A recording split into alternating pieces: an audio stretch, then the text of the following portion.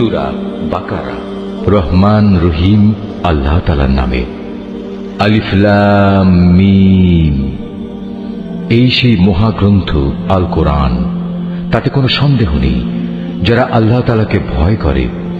এই কিতাব কেবল তাদের জন্য পথ প্রদর্শক, যারা না দেখে আল্লাহ তাআলাকে বিশ্বাস করে, যারা নামাজ প্রতিষ্ঠা করে।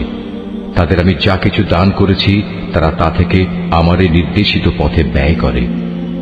যারা তোমার উপর যা কিছু নাজিল করা হয়েছে তার উপর ঈমান আনে তোমার আগে নবীদের উপর যা কিছু নাজিল করা হয়েছে তার উপর। সর্বোপরি তারা পরকালের উপরও ঈমান আনে। সত্যিকার অর্থে এই লোকগুলোই তাদের মালিকের দেখানো সঠিক পথের উপর রয়েছে এবং এরাই হচ্ছে সফলকাম। যারা এই বিষয়গুলো অস্বীকার করে তাদের তুমি পরকালের কথা বলে সাবধান করো আর না করো, কার্যত উভয়টাই তাদের জন্য সমান কথা। এরা কখনো ঈমান আনবে না। ক্রমাগত কুফরি করার কারণে আল্লাহ তাআলা তাদের মন, মগজ ও শ্রবণ শক্তির উপর মোহর মেরে দিয়েছেন। এদের দৃষ্টিশক্তির উপরও এক ধরনের আবরণ পড়ে আছে। যারা এ ধরনের লোক তাদের জন্য পরকালের কষ্টদায়ক শাস্তি রয়েছে। মানুষদের মাঝে কিছু লোক এমনও আছে যারা মুখে বলে আমরা আল্লাহ তাআলা ও পরকালের উপর ঈমান এনেছি, কিন্তু এদের কর্মকাণ্ড দেখলে তুমি বুঝতে পারবে এরা মোটেই ঈমানদার নয়। মুখে ঈমানের দাবি করে এরা আল্লাহ তাআলা ও তার নেক বান্দাদের সাথে প্রতারণা করে যাচ্ছে। মূলত এ কাজের মাধ্যমে তারা অন্য কাউকে নয়, নিজেদেরই ধোঁকা দিয়ে যাচ্ছে, যদিও এ ব্যাপারে তাদের কোনো প্রকারের চৈতন্য নেই। আসলে এদের মনের ভেতর রয়েছে এক ধরনের মারাত্মক ব্যাধি। প্রতারণার কারণে আল্লাহ তাআলা এদের সে ব্যাধি বাড়িয়ে দিয়েছেন। তাদের জন্য রয়েছে আল্লাহ তাআলার পক্ষ থেকে পীড়াদায়ক আযাব, কেননা তারা মিথ্যা বলছিল। তাদের যখন বলা হয় তোমরা এই শান্তিপূর্ণ জমিনে অশান্তি ও বিপর্যয় সৃষ্টি করো না, তখন তারা বলে না, আমরাই তো বরং সংশোধনকারী। অথচ এরাই হচ্ছে জমিনে যাবতীয় বিপর্যয় সৃষ্টিকারী, যদিও তারা এ ব্যাপারে কোনো চৈতন্য রাখে না। তাদের যখন বলা হয় অন্য লোকেরা যেমন ঈমান এনেছে তোমরাও তেমনি ভাবে ঈমান আনো, তারা বলে হে নবী, তুমি কি চাও আমরাও নির্বোধ লোকদের মতো ঈমান আনি? আসলে নির্বোধ তো হচ্ছে এরা নিজেরাই, যদিও তারা এই কথাটা জানে না। মুনাফিকদের অবস্থা হচ্ছে তারা যখন ঈমানদার লোকদের সাথে মিলিত হয় তখন বলে আমরা ঈমান এনেছি, আবার যখন একাকী তাদের শয়তানদের সাথে মিলিত হয় তখন বলে আমরা তো তোমাদের সাথেই আছি। ঈমানের কথা বলে ওদের সাথে আমরা ঠাট্টা করছিলাম মাত্র। মূলত আল্লাহ তাআলাই তাদের সাথে ঠাট্টা করে যাচ্ছেন। আল্লাহ তাআলাই তাদের অবকাশ দিয়ে রেখেছেন। তারা তাদের বিদ্রোহে বিভ্রান্তের ন্যায় ঘুরে বেড়াচ্ছে। এরা জেনে বুঝে হেদায়েতের বিনিময়ে গোমরাহি কিনে নিয়েছে। তাদের এই ব্যবসাটা কিন্তু মোটেই লাভজনক হয়নি এবং এরা সঠিক পথের অনুসারীও নয়। এদের উদাহরণ হচ্ছে সে হতভাগ্য ব্যক্তির মতো যে অন্ধকারে আগুন জ্বালাতে চাইল, যখন তা তার গোটা পরিবেশটাকে আলোকোজ্জ্বল করে দিল তখন হঠাৎ করে আল্লাহ তাআলা তাদের কাছ থেকে আলোটুকু ছিনিয়ে দিলেন এবং তাদের এমন অন্ধকারে ফেলে রাখলেন যে তারা কিছুই দেখতে পেল না। এদের অবস্থা হচ্ছে এরা কানেও শোনে না, চোখেও দেখে না, মুখ দিয়ে কথাও বলতে পারে না। অতএব এসব লোক সঠিক পথের দিকে ফিরে আসবে না। অথবা এদের উদাহরণ হচ্ছে আসমান থেকে নেমে আসা বৃষ্টির মতো, এর মাঝে রয়েছে আবার অন্ধকার, মেঘের গর্জন ও বিদ্যুতের চমক। বিদ্যুৎ গর্জন ও মৃত্যুর ভয়ে এরা নিজেদের কানে নিজেদের আঙুল ঢুকিয়ে রাখে। এরা জানে না আল্লাহ তাআলা কাফিরদের সকল দিক থেকেই ঘিরে রেখেছেন, তাতে এদের অবস্থা নাজুক হয়ে পড়ে। মনে হয় এখনই বিদ্যুৎ এদের চোখ নিষ্প্রভ করে দেবে। এই আতঙ্কজনক অবস্থায় আল্লাহ তাআলা যখন এদের জন্য একটু আলো জ্বালিয়ে দেন তখন এরা সেদিকে চলতে থাকে। আবার যখন তিনি তাদের উপর অন্ধকার চাপিয়ে দেন তখন এরা একটু থমকে দাঁড়ায়। অথচ আল্লাহ তাআলা চাইলে সহজেই তাদের শোনার ও দেখার ক্ষমতা ছিনিয়ে নিতে পারতেন। নিশ্চয়ই তিনি সর্বশক্তিমান। হে মানুষ, তোমরা সেই মহান আল্লাহ তাআলার দাসত্ব স্বীকার করো যিনি তোমাদের এবং তোমাদের আগে যারা ছিল তাদের সবাইকে পয়দা করেছেন। আশা করা যায় এর ফলে তোমরা যাবতীয় সংকট থেকে বেঁচে থাকতে পারবে। তিনি সে মহান সত্তা যিনি জমিনকে তোমাদের জন্য শয্যা বানালেন, আসমানকে বানালেন ছাদ এবং আসমান থেকে পানি পাঠালেন। তার সাহায্যে তিনি নানা প্রকারের ফলমূল উৎপাদন করে তোমাদের জীবিকার ব্যবস্থা করলেন। অতঃপর তোমরা জেনে বুঝে এসব কাজে আল্লাহ তাআলার সাথে কাউকে শরীক করো না। আমি আমার বান্দার উপর যে কিতাব নাজিল করেছি তার সত্যতার ব্যাপারে যদি তোমাদের কোনো সন্দেহ থাকে তাহলে যাও, তার মতো করে একটি সূরা তোমরাও রচনা করে নিয়ে এসো। এক আল্লাহ ছাড়া তোমাদের আর যেসব বন্ধু বান্ধব রয়েছে তাদেরও প্রয়োজনে সহযোগিতার জন্য ডাকো, যদি তোমরা তোমাদের দাবিতে সত্যবাদী হও। কিন্তু তোমরা যদি তা না করতে পারো, এবং আমি জানি তোমরা তা কখনোই করতে পারবে না, তাহলে তোমরা দোজখের সেই কঠিন আগুনকে ভয় করো যার ইন্ধন হবে মানুষ ও পাথর। আল্লাহ তাআলাকে যারা অস্বীকার করে তাদের জন্যই এটা প্রস্তুত করে রাখা হয়েছে। অতঃপর যারা এই কিতাবের উপর ঈমান এনেছে এবং ভালো কাজ করেছে তাদের তুমি হে নবী সুসংবাদ দাও এমন এক জান্নাতের যার নিচ দিয়ে ঝর্ণা প্রবাহিত হতে থাকবে। যখনই তাদের এই জান্নাতের কোনো একটি ফল দেয়া হবে তখনই তারা বলবে, এ ধরনের ফল তো ইতিপূর্বেও আমাদের দেওয়া হয়েছিল। তাদের মূলত এমনি ধরনের জিনিসই সেখানে দেওয়া হবে। তাদের জন্য আরো সেখানে থাকবে পবিত্র সহধর্মী এবং সহধর্মিনী, এবং তারা সেখানে অনন্তকাল ধরে অবস্থান করবে। সত্য প্রমাণের জন্য আল্লাহ তাআলা মশা কিংবা তার চাইতে উপরে যা কিছু আছে তার উদাহরণ দিতেও লজ্জাবোধ করেন না। যারা আল্লাহর বাণীতে বিশ্বাস স্থাপন করে তারা জানে এ সত্য আল্লাহর কাছ থেকেই এসেছে। আর যারা আগেই সত্য অস্বীকার করেছে তারা একে না মানার অজুহাত দিতে গিয়ে বলে, আল্লাহ তাআলা এ উদাহরণ দ্বারা কি বুঝাতে চান? এভাবে একই ঘটনা দিয়ে আল্লাহ তাআলা অনেক লোককে গুমরাহিতে নিমজ্জিত করলেও বহু লোককে তিনি আবার এ দিয়ে হেদায়েতের পথও দেখান। আর কতিপয় পাপাচারী ব্যক্তি ছাড়া তিনি তা দিয়ে অন্য কাউকে গুমরাহিতে নিমজ্জিত করেন না। এরা হচ্ছে সেসব লোক যারা আল্লাহর ফরমান মেনে চলার প্রতিশ্রুতি দেওয়ার পর তা ভঙ্গ করে। ব্যক্তি ও সমাজ জীবনে আল্লাহ তাআলা যেসব সম্পর্কের ভিত মজবুত করতে বলেছেন তা তারা ছিন্ন করে। সর্বোপরি জমিনে অহেতুক বিপর্যয় সৃষ্টি করে। এরাই হচ্ছে আসল ক্ষতিগ্রস্ত। তোমরা আল্লাহকে কিভাবে অস্বীকার করবে? অথচ তোমরা প্রথম দিকে ছিলে মৃত।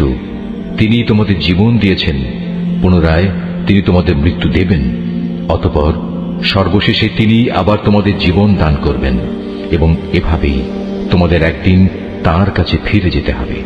তিনি সেই মহান সত্তা যিনি এই পৃথিবীর সব কিছু তোমাদের ব্যবহারের জন্য তৈরি করেছেন।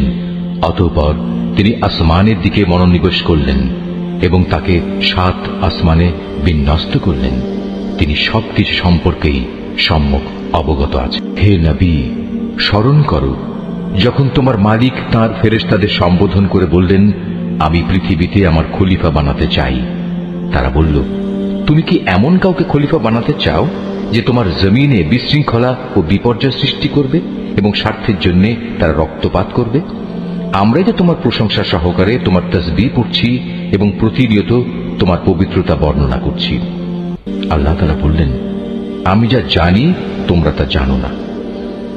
আল্লাহ তাআলা অতঃপর তাঁর খলিফা আদমকে প্রয়োজনীয় সব জিনিসের নাম শিখিয়ে দিলেন। পরে তিনি সেগুলো ফেরেশতাদের কাছে পেশ করে বললেন, তোমাদের আশঙ্কার ব্যাপারে তোমরা যদি সত্যবাদী হও তাহলে তোমরা আমাকে এর নামগুলো বলো তো। ফেরেশতারা বলল, হে আল্লাহ তাআলা, তুমি পবিত্র। আমাদের তো এর বাইরে আর কিছুই জানা নেই যা তুমি আমাদের শিক্ষা দিয়েছ। তুমিই একমাত্র জ্ঞানী, একমাত্র কুশলী। আল্লাহ তাআলা এবার আদমকে বললেন, তুমি ফেরেশতাদের সে নামগুলো বলে দাও। অতএব আদম আল্লাহর নির্দেশে ফেরেশতাদের সামনে নামগুলো যখন সুন্দরভাবে বলে দিল, তখন আল্লাহ তাআলা বললেন, আমি কি তোমাদের বলিনি যে আমি আসমান সমূহ ও জমিনের যাবতীয় গোপন বস্তু জানি, এবং তোমরা যা কিছু প্রকাশ করো আর যা কিছু গোপন করো আমি তাও ভালোভাবে জানি। আল্লাহ তাআলা যখন ফেরেশতাদের বললেন, তোমরা সম্মানের প্রতীক হিসেবে আদমের জন্য সাজদা করো, অতঃপর তারা আল্লাহর আদেশে আদমের সামনে সাজদা অবনত হল, শুধু ইবলিস ছাড়া। সে সাজদা করতে অস্বীকার করল এবং অহংকার করল। অতঃপর সে নাফরমানদের দলে শামিল হয়ে গেল। আমি বললাম, হে আদম, তুমি এবং তোমার স্ত্রী পরম সুখে এই বেহেশতে বসবাস করতে থাকো, এবং এর নিয়ামত থেকে যা তোমাদের মন চায় তাই তোমরা স্বাচ্ছন্দ্যের সাথে আহার করো। তবে এই গাছটির পাশেও যেও না, অন্যথায় তোমরা দুজনই সীমা লঙ্ঘনকারীদের মধ্যে শামিল হয়ে যাবে। কিন্তু শয়তান শেষ পর্যন্ত সেখান থেকে তাদের উভয়ের পদস্খলন ঘটাল। তারা উভয়ে বেহেশতের যেখানে ছিল সেখান থেকে সে তাদের বের করেই ছাড়ল। আর আমি তাদের বললাম, তোমরা একজন আরেকজনের দুশমন হিসেবে এখান থেকে নেমে পড়ো। তোমাদের পরবর্তী বাসস্থান হবে পৃথিবী। সেখানে একটি নির্দিষ্ট সময় পর্যন্ত তোমাদের জন্য জীবনের যাবতীয় উপকরণ থাকবে। অতঃপর আদম তার মালিকের কাছ থেকে হেদায়েত সম্বলিত কিছু বাণী পেল। আল্লাহ তাআলা তার উপর ক্ষমা পরবশ হলেন। অবশ্যই তিনি বড় মেহেরবান ও ক্ষমাশীল। আমি তাদের বললাম, তোমরা সবাই এবার এখান থেকে নেমে যাও। তবে যেখানে যাবে অবশ্যই সেখানে আমার পক্ষ থেকে তোমাদের কাছে জীবন বিধান সম্পর্কিত হেদায়েত আসবে। অতঃপর যে আমার সেই বিধান মেনে চলবে তার কোনো ভয় নেই, তাদের কোনো প্রকার উৎকণ্ঠিত হতে হবে না। আর যারা আমার বিধান অস্বীকার করবে এবং আমার আয়াতসমূহ মিথ্যা প্রতিপন্ন করে লাগামহীন জীবন যাপন করবে, তারা অবশ্যই জাহান্নামের বাসিন্দা হবে। তারা সেখানে চিরদিন থাকবে। হে বনী ইসরাইল জাতি, তোমাদের উপর আমি যেসব নিয়ামত দিয়েছি তোমরা সেগুলো স্মরণ করো। আমার আনুগত্যের প্রতিশ্রুতি তোমরা পূর্ণ করো। আমিও এর বিনিময়ে তোমাদের দুনিয়া ও আখিরাতের পুরস্কারের প্রতিশ্রুতি পূর্ণ করব এবং তোমরা একমাত্র আমাকেই ভয় করো। আমি মুহাম্মাদের কাছে যা কোরআন নাজিল করেছি তোমরা এর উপর ঈমান আনো। যা তোমাদের কাছে যা কিছু আছে তার সত্যায়নকারী। তোমরা কিছুতেই এর প্রথম অস্বীকারী হইও না এবং বৈষয়িক স্বার্থে সামান্য মূল্যে আমার আয়াত বিক্রি করো না এবং তোমরা শুধু আমাকেই ভয় করো। তোমরা মিথ্যা দিয়ে সত্যকে পোশাক পরিয়ে দিও না এবং সত্যকে জেনে বুঝে লুকিয়েও রেখো না। তোমরা নামাজ প্রতিষ্ঠা করো, যাকাত আদায় করো। যারা আমার সামনে অবনত হয় তাদের সাথে মিলে তোমরাও আমার আনুগত্য স্বীকার করো। তোমরা কি মানুষদের ভালো কাজের আদেশ করো এবং নিজেদের জীবনে তা বাস্তবায়নের কথা ভুলে যাও? অথচ তোমরা সবাই আল্লাহর কেতাব পড়ো, কিন্তু কেতাবের এ কথা তোমরা কি বোঝো না? হে ঈমানদার ব্যক্তিরা, তোমরা সবর ও নামাজের মাধ্যমে আল্লাহর কাছে সাহায্য চাও। যাবতীয় হক আদায় করে নামাজ প্রতিষ্ঠা করা অবশ্যই একটা কঠিন কাজ, কিন্তু যারা আল্লাহকে ভয় করে তাদের কথা আলাদা। যারা জানে একদিন তাদের সবাইকে তাদের মালিকের সামনাসামনি হতে হবে এবং তাদের সবাইকে তার কাছে ফিরে যেতে হবে, তার জন্য এটা কঠিন কিছু নয়। হে বনী ইসরাইল জাতি, তোমরা আমার সেই নিয়ামতের কথা স্মরণ করো যা আমি তোমাদের দান করেছি। আমার সেই নিয়ামতের মধ্যে একটি ছিল আমি তোমাদের সৃষ্টিকুলের উপর প্রাধান্য দিয়েছিলাম। হে ঈমানদার ব্যক্তিরা, তোমরা সেই দিনটিকে ভয় করো যেদিন একজন আরেকজনের কোনোই কাজে আসবে না। একজনের কাছ থেকে আরেকজনের পক্ষে কোনো সুপারিশও সেদিন গ্রহণ করা হবে না এবং কারো কাছ থেকে মুক্তিপণ নেয়া কিংবা তা নিয়ে কাউকে ছেড়ে দেয়া হবে না, না তাদের সেদিন কোন রকম সাহায্য করা হবে। স্মরণ করো যখন আমি তোমাদের ফেরাউনের লোকদের গোলামি থেকে মুক্তি দিয়েছিলাম। তারা তোমাদের উপর ভীষণ অত্যাচার করত। তারা নিকৃষ্ট ধরনের শাস্তি দ্বারা তোমাদের যন্ত্রণা দিত। তারা তোমাদের পুত্র সন্তানদের হত্যা করত এবং তোমাদের মেয়েদের তারা জীবিত রেখে দিত। তোমাদের মালিকের পক্ষ থেকে এতে তোমাদের জন্য বড় একটা পরীক্ষা নিহিত ছিল। আরো স্মরণ করো যখন আমি তোমাদের জন্য সমুদ্রকে দ্বিধা বিভক্ত করে দিয়েছিলাম। অতঃপর আমি তোমাদের সমূহ মৃত্যুর হাত থেকে বাঁচিয়ে দিয়েছিলাম এবং আমি ফেরাউন ও তার দলবলকে সমুদ্রে ডুবিয়ে দিয়েছিলাম, আর তোমরা তা তো নিজেরাই প্রত্যক্ষ করেছিলে। আরো স্মরণ করো যখন মূসাকে আমি বিশেষ একটি কাজে 40 রাত নির্ধারণ করে দিলাম। তার যাওয়ার পর তোমরা একটি বাছুরকে মাবুদ রূপে গ্রহণ করে নিলে। তোমরা এতে করে ভীষণ জুলুম করেছিলে। অতঃপর এ অপরাধ সত্ত্বেও আমি পুনরায় তোমাদের ক্ষমা করে দিয়েছি এ আশায় যে তোমরা আমার কৃতজ্ঞতা আদায় করবে। সে কথাও স্মরণ করো যখন আমি মূসাকে কেতাব ও ন্যায় অন্যায়ের পরককারী একটি মানদণ্ড দান করেছি যাতে করে তোমরা হেদায়েতের পথে চলতে পারো। আরো স্মরণ করো মূসা যখন তার নিজ লোকদের কাছে এসে বলল, হে আমার জাতি, তোমরা আমার অবর্তমানে বাছুরকে মাবুদ হিসেবে গ্রহণ করে যে বড় রকমের জুলুম করেছ তার জন্য অবিলম্বে আল্লাহর দরবারে তওবা করো এবং তোমরা তোমাদের নিজেদের শিরকে অভিশপ্ত নফস সমূহকে হত্যা করো। এর মাঝেই আল্লাহর কাছে তোমাদের জন্য কল্যাণ রয়েছে। অতঃপর আল্লাহ তাআলা তোমাদের উপর ক্ষমা পরবশ হবেন, কারণ তিনি বড়ই ক্ষমাশীল ও অনুগ্রহকারী। তোমরা যখন বলেছিলে, হে মূসা, আমরা আল্লাহকে প্রত্যক্ষভাবে না দেখলে কখনো তার উপর ঈমান আনব না। তখন এ ধৃষ্টতার শাস্তি হিসেবে মুহূর্তের মধ্যেই বজ্রের মতো এক গজব তোমাদের উপর নৈপতিত হল, আর তোমরা তার দিকে চেয়েই থাকলে, কিছুই করতে পারলে না। অতঃপর এই ধ্বংসকর মৃত্যুর পর তোমাদের আমি পুনরায় জীবন দান করলাম, যাতে করে তোমরা আমার কৃতজ্ঞতা আদায় করতে পারো। আমি তোমাদের উপর মেঘের ছায়া দান করেছিলাম, মান এবং সালওয়া নামক খাবারও তোমাদের জন্য পাঠিয়েছিলাম। আমি তোমাদের বলেছিলাম সেসব পবিত্র খাবার খাও যা আমি তোমাদের দিয়েছি, তা তোমরা উপভোগ করো। নিয়ামত অবজ্ঞা করে তারা আমার উপর কোনো অবিচার করেনি, বরং এর দ্বারা তারা নিজেরাই নিজেদের উপর জুলুম করেছে। স্মরণ করো, আমি যখন তোমাদের বলেছিলাম তোমরা এই জনপদে ঢুকে পড়ো এবং তোমরা তার যেখান থেকেই ইচ্ছা স্বাচ্ছন্দ্যে আহার করো, দম্ভ সহকারে প্রবেশ না করে মাথা নত করে ঢুকো। তোমরা ক্ষমার কথা বলবে, আমিও তোমাদের ভুল ত্রুটিসমূহ ক্ষমা করে দেব, এবং যারা ভালো কাজ করে আমি এভাবেই তাদের পাওনার অঙ্ক বাড়িয়ে দেই। সুস্পষ্ট হিদায়াত সত্ত্বেও অতঃপর জালিমরা এমন কিছু ব্যাপার রদবদল করে ফেলল যা না করার জন্যই তাদের বলা হয়েছিল। আমিও এরপর যারা জুলুম করল তাদের উপর আসমান থেকে গজব নাজিল করলাম। মূলত এটা ছিল তাদের গুনার ফল। যখন মুসা আমার কাছে তার জাতির লোকদের জন্য পানি চাইল, আমি তাকে বললাম, তোমার হাতের লাঠি দিয়ে তুমি এই পাথরে আঘাত করো। আঘাত করা মাত্রই সে পাথর থেকে 12টি পানির নহর উৎপন্ন হয়ে গেল। প্রত্যেক গোত্রই নিজ নিজ পানির ঘাট চিনে নিল। আমি বললাম, আল্লাহর দেয়া রিজিক থেকে তোমরা পানাহার করো, তবে আমার জমিনে বিপর্যয় সৃষ্টি করে বেরিও না। স্মরণ করো, তোমরা যখন মুসাকে বলেছিলে, হে মুসা, প্রতিদিন একই ধরনের খাবারের উপর আমরা কিছুতেই আর ধৈর্য ধরতে পারব না। তুমি তোমার মালিকের কাছে বলো যেন তিনি কিছু ভূমিজাত দ্রব্য, তরিতরকারি, পেঁয়াজ, রসুন, ভুট্টা, ডাল উৎপাদন করেন। সে বলল, তোমরা কি আল্লাহর পাঠানো এই উৎকৃষ্ট জিনিসের সাথে একটি তুচ্ছ ধরনের জিনিসকে বদলে দিতে চাও?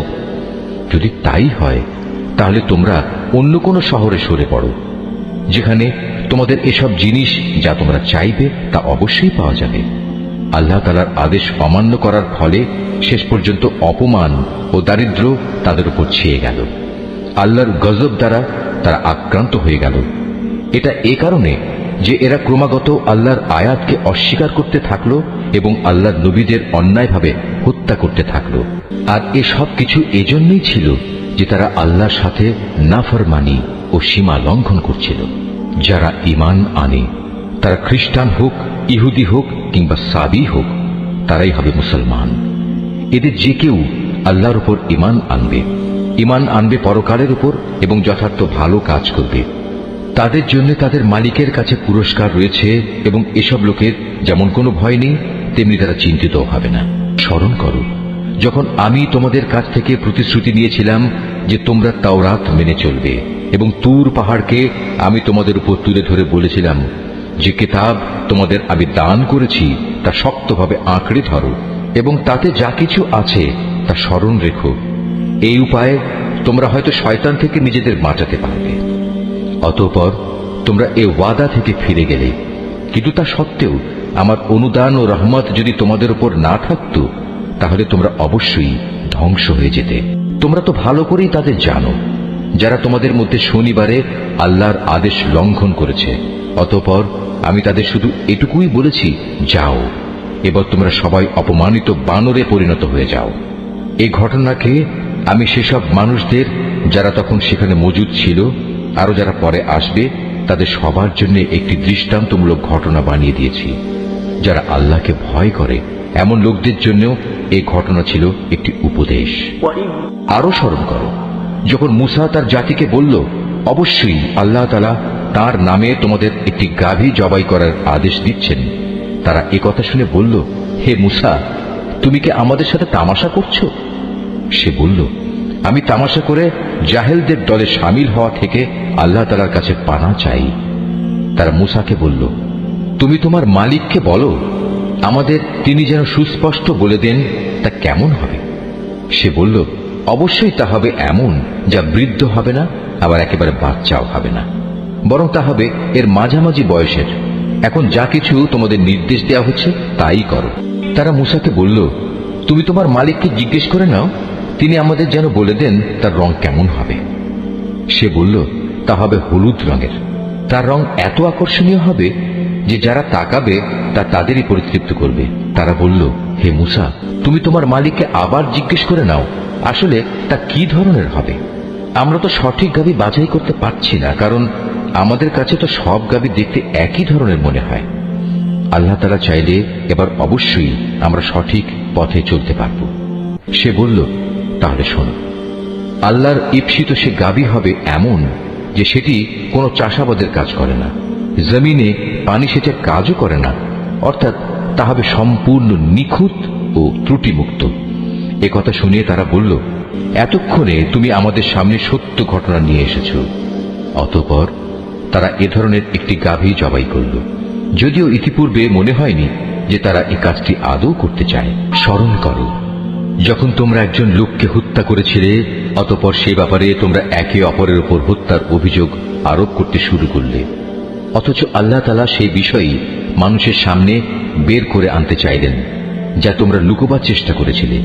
হত্যাকারীকে খুঁজে বের করার জন্য আমি তোমাদের বললাম, কোরবানি করা সেই গাভীর শরীরের একাংশ দিয়ে তোমরা একে মৃদু আঘাত করো।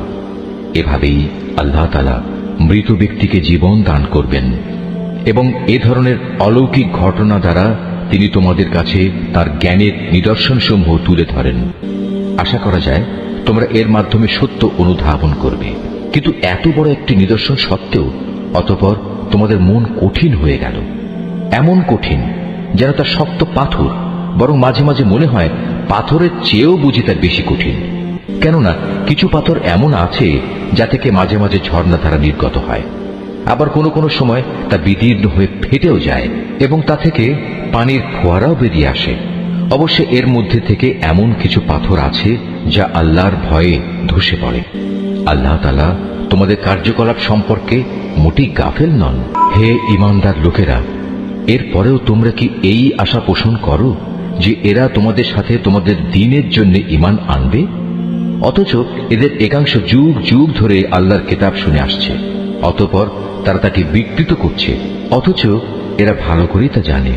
এদের অবস্থা হচ্ছে, এরা যখন ঈমানদারদের সাথে সাক্ষাৎ করে তখন বলে, আমরা ঈমান এনেছি, কিন্তু এরাই আবার যখন গোপনে একে অপরের সাথে মিলিত হয় তখন বলে, তোমরা কি মুসলমানদের কাছে সেসব কথা প্রকাশ করে দাও যা আল্লাহ তাআলা মুহাম্মদের নবুয়ত সম্পর্কে আগেই তাওরাতে তোমাদের উপর ব্যক্ত করেছেন?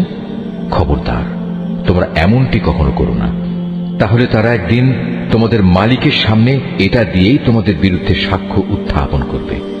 তোমরা কি এটুকু কথাও বুঝতে পারো না? এরা কি জানে না আল্লাহর কিতাবে যা কিছু এরা গোপন করে, আবার নিজেদের স্বার্থে তারা যা প্রকাশ করে তা সবই আল্লাহ তাআলা জানেন।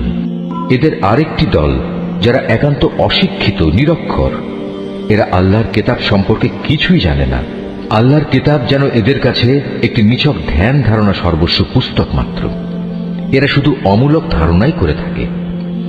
সেসব লোকের জন্য ধ্বংস অনিবার্য যারা হাত দিয়ে কিতাব লিখে নেয়, তারপর দুনিয়ার সামনে বলে এগুলো হচ্ছে আল্লাহ তাআলার পক্ষ থেকে অবতীর্ণ শরীয়তের বিধান। তাদের উদ্দেশ্য হচ্ছে যেন তা দিয়ে দুনিয়ার কিছু স্বার্থ তারা কিনে নিতে পারে। অতঃপর তাদের হাত যা কিছু রচনা করেছে তার জন্য তাদের ধ্বংস ও দুর্ভোগ, যা কিছু তারা উপার্জন করেছে তার জন্য তাদের দুর্ভোগ। এসব নির্বোধ লোকেরা বলে, জাহান্নামের আগুন কখনোই আমাদের স্পর্শ করবে না, একান্ত যদি করেও তা হবে নির্দিষ্ট কয়েকটা দিনের জন্য মাত্র। হে নবী, তুমি তাদের বলো, তোমরা কি আল্লাহর কাছ থেকে এমন কোন প্রতিশ্রুতি আদায় করে নিয়েছ? আল্লাহ তাআলা তো কখনো তার প্রতিশ্রুতি ভঙ্গ করেন না। না তোমরা জেনে বুঝেই আল্লাহ তাআলা সম্পর্কে এমন সব কথা বলে বেড়াচ্ছ যা তোমরা নিজেরাই জানো না।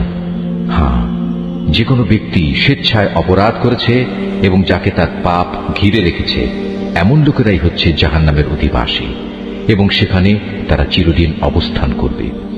আবার যারাই আল্লাহর উপর ঈমান আনবে এবং ভালো কাজ করবে তারা বেহেশতবাসী হবে, তারা সেখানে চিরদিন থাকবে। যখন আমি বনী ইসরায়েলদের কাছ থেকে এ মর্মে প্রতিশ্রুতি নিয়েছিলাম যে তোমরা আল্লাহ তাআলা ছাড়া অন্য কারো ইবাদত করবে না এবং মাতা পিতার সাথে সৎ ব্যবহার করবে, আত্মীয় স্বজন, এতিম মিসকিনদের সাথে ভালো ব্যবহার করবে, মানুষদের সুন্দর কথা বলবে, নামাজ প্রতিষ্ঠা করবে, যাকাত প্রদান করবে। কিন্তু এ সত্ত্বেও তোমাদের মধ্যে সামান্য কিছু সংখ্যক লোক ছাড়া অধিকাংশই অতঃপর সেদিন ফিরে গেছ। এভাবেই তোমরা প্রতিশ্রুতি থেকে মুখ ফিরিয়ে নিয়েছিলে। তোমাদের কাছ থেকে আমি এ প্রতিশ্রুতিও নিয়েছিলাম যে তোমরা কেউ কারো রক্তপাত করবে না এবং নিজেদের লোকদের তাদের ঘর বাড়ি থেকে উচ্ছেদ করবে না। অতঃপর তোমরা তা স্বীকার করে নিয়েছিলে।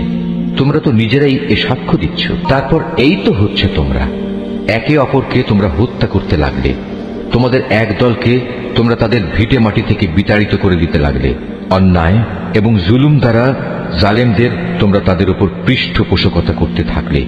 শুধু তাই নয়, কোন লোক যুদ্ধবন্দী হয়ে তোমাদের কাছে এলে তোমরা তাদের জন্য মুক্তিপণ দাবি করো, অথচ তাদের ঘরবাড়ি থেকে উচ্ছেদ করাটাই ছিল তোমাদের উপর অবৈধ কাজ এবং আল্লাহ তাআলাকে দেয়া প্রতিশ্রুতির লঙ্ঘন।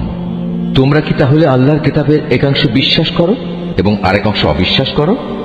সাবধান, কখনো যদি কোনো জাতি কিংবা ব্যক্তি দ্বীনের অংশ বিশেষের উপর ঈমান আনয়নের এ আচরণ করে, তাদের শাস্তি এছাড়া আর কি হবে? যে পার্থিব জীবনে তাদের লাঞ্ছনা ভোগ করতে হবে, তাদের পরকালেও কঠিনতম আযাবের দিকে নিক্ষেপ করা হবে। তোমরা প্রতিনিয়ত যা করছো, আল্লাহ তাআলা সে সব কিছু থেকে মোটেও উদাসীন নন।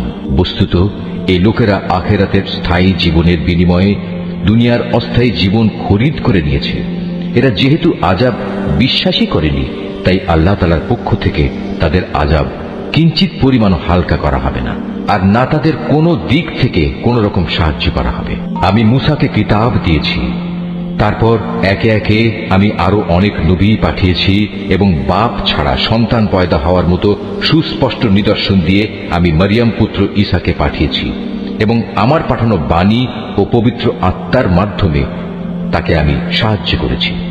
অথচ যখনই তোমাদের কাছে আল্লাহর কোনো নবী আসত, তোমাদের মনোপুত না হলে তোমরা অহংকারের বশবর্তী হয়ে তাদের অস্বীকার করেছ।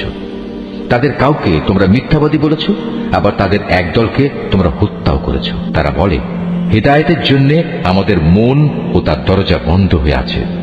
আসলে আল্লাহ তাআলাকে তাদের ক্রমাগত অস্বীকার করার কারণে তিনি তাদের উপর অভিসম্পাত করেছেন। অতঃপর তাদের সামান্য পরিমাণ লোকই আল্লাহর উপর ঈমান এনেছে। যখনই তাদের কাছে আল্লাহর কাছ থেকে কিতাব নাজিল হলো, যা তাদের কাছে মজুদ কিতাবের সত্যতা স্বীকার করে, তাছাড়া এর আগে তারা নিজেরাই সমাজের অন্যান্য কাফেরদের উপর বিজয়ী হওয়ার জন্য এই কিতাব ও তার বাহকের আগমন কামনা করেছিল। কিন্তু আজ যখন তা তাদের কাছে এলো এবং যা তারা যথাযথ চিনতেও পারল, তাই তারা অস্বীকার করল। যারা আল্লাহর কিতাব অস্বীকার করে, তাদের উপর আল্লাহর অভিসম্পাত নাজিল হোক।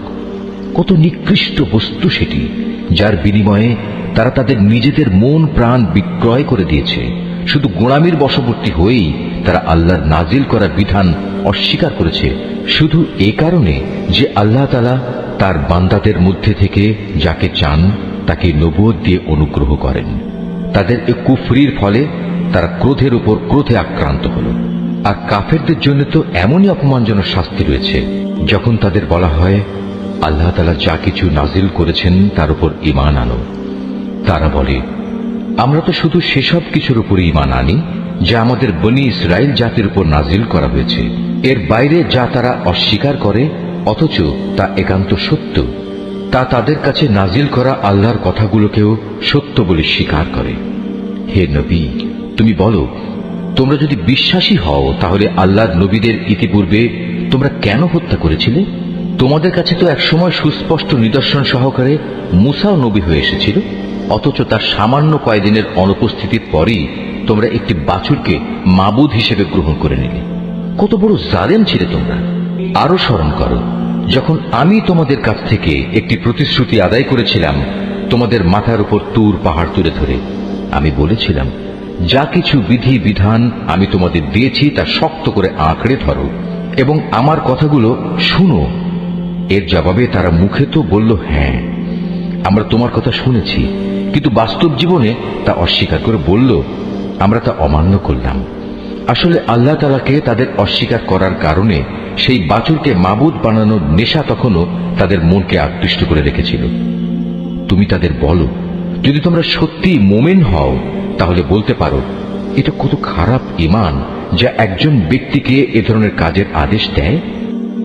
যদি তোমরা মনে করো অন্যদের বদলে পরকালের নিবাস আল্লাহর কাছে শুধু তোমাদের জন্য নির্দিষ্ট, তাহলে যাও, তা পাওয়ার জন্য তোমরা মৃত্যু কামনা করো, যদি তোমরা সত্যবাদী হও। হে নবী, তুমি জেনে রাখো, এরা কখনোই কামনা করবে না আল্লাহর সাথে যে আচরণ এরা করেছে, এবং নিজেদের হাত দিয়ে এরা যা কিছু অর্জন করেছে তার পরিণাম জানার পর এরা কখনো তা কামনা করবে না। আল্লাহ তাআলা জালেমদের ভালো করেই জানেন। সত্যি কথা হচ্ছে, এদেরকেই বরং তুমি দেখতে পাবে বেঁচে থাকার ব্যাপারে এরা বেশি লোভী। আল্লাহ তাআলার সাথে যারা শিরক করে, এ বনী ইসরায়েলের লোকেরা তাদের চেয়েও এক কদম অগ্রসর।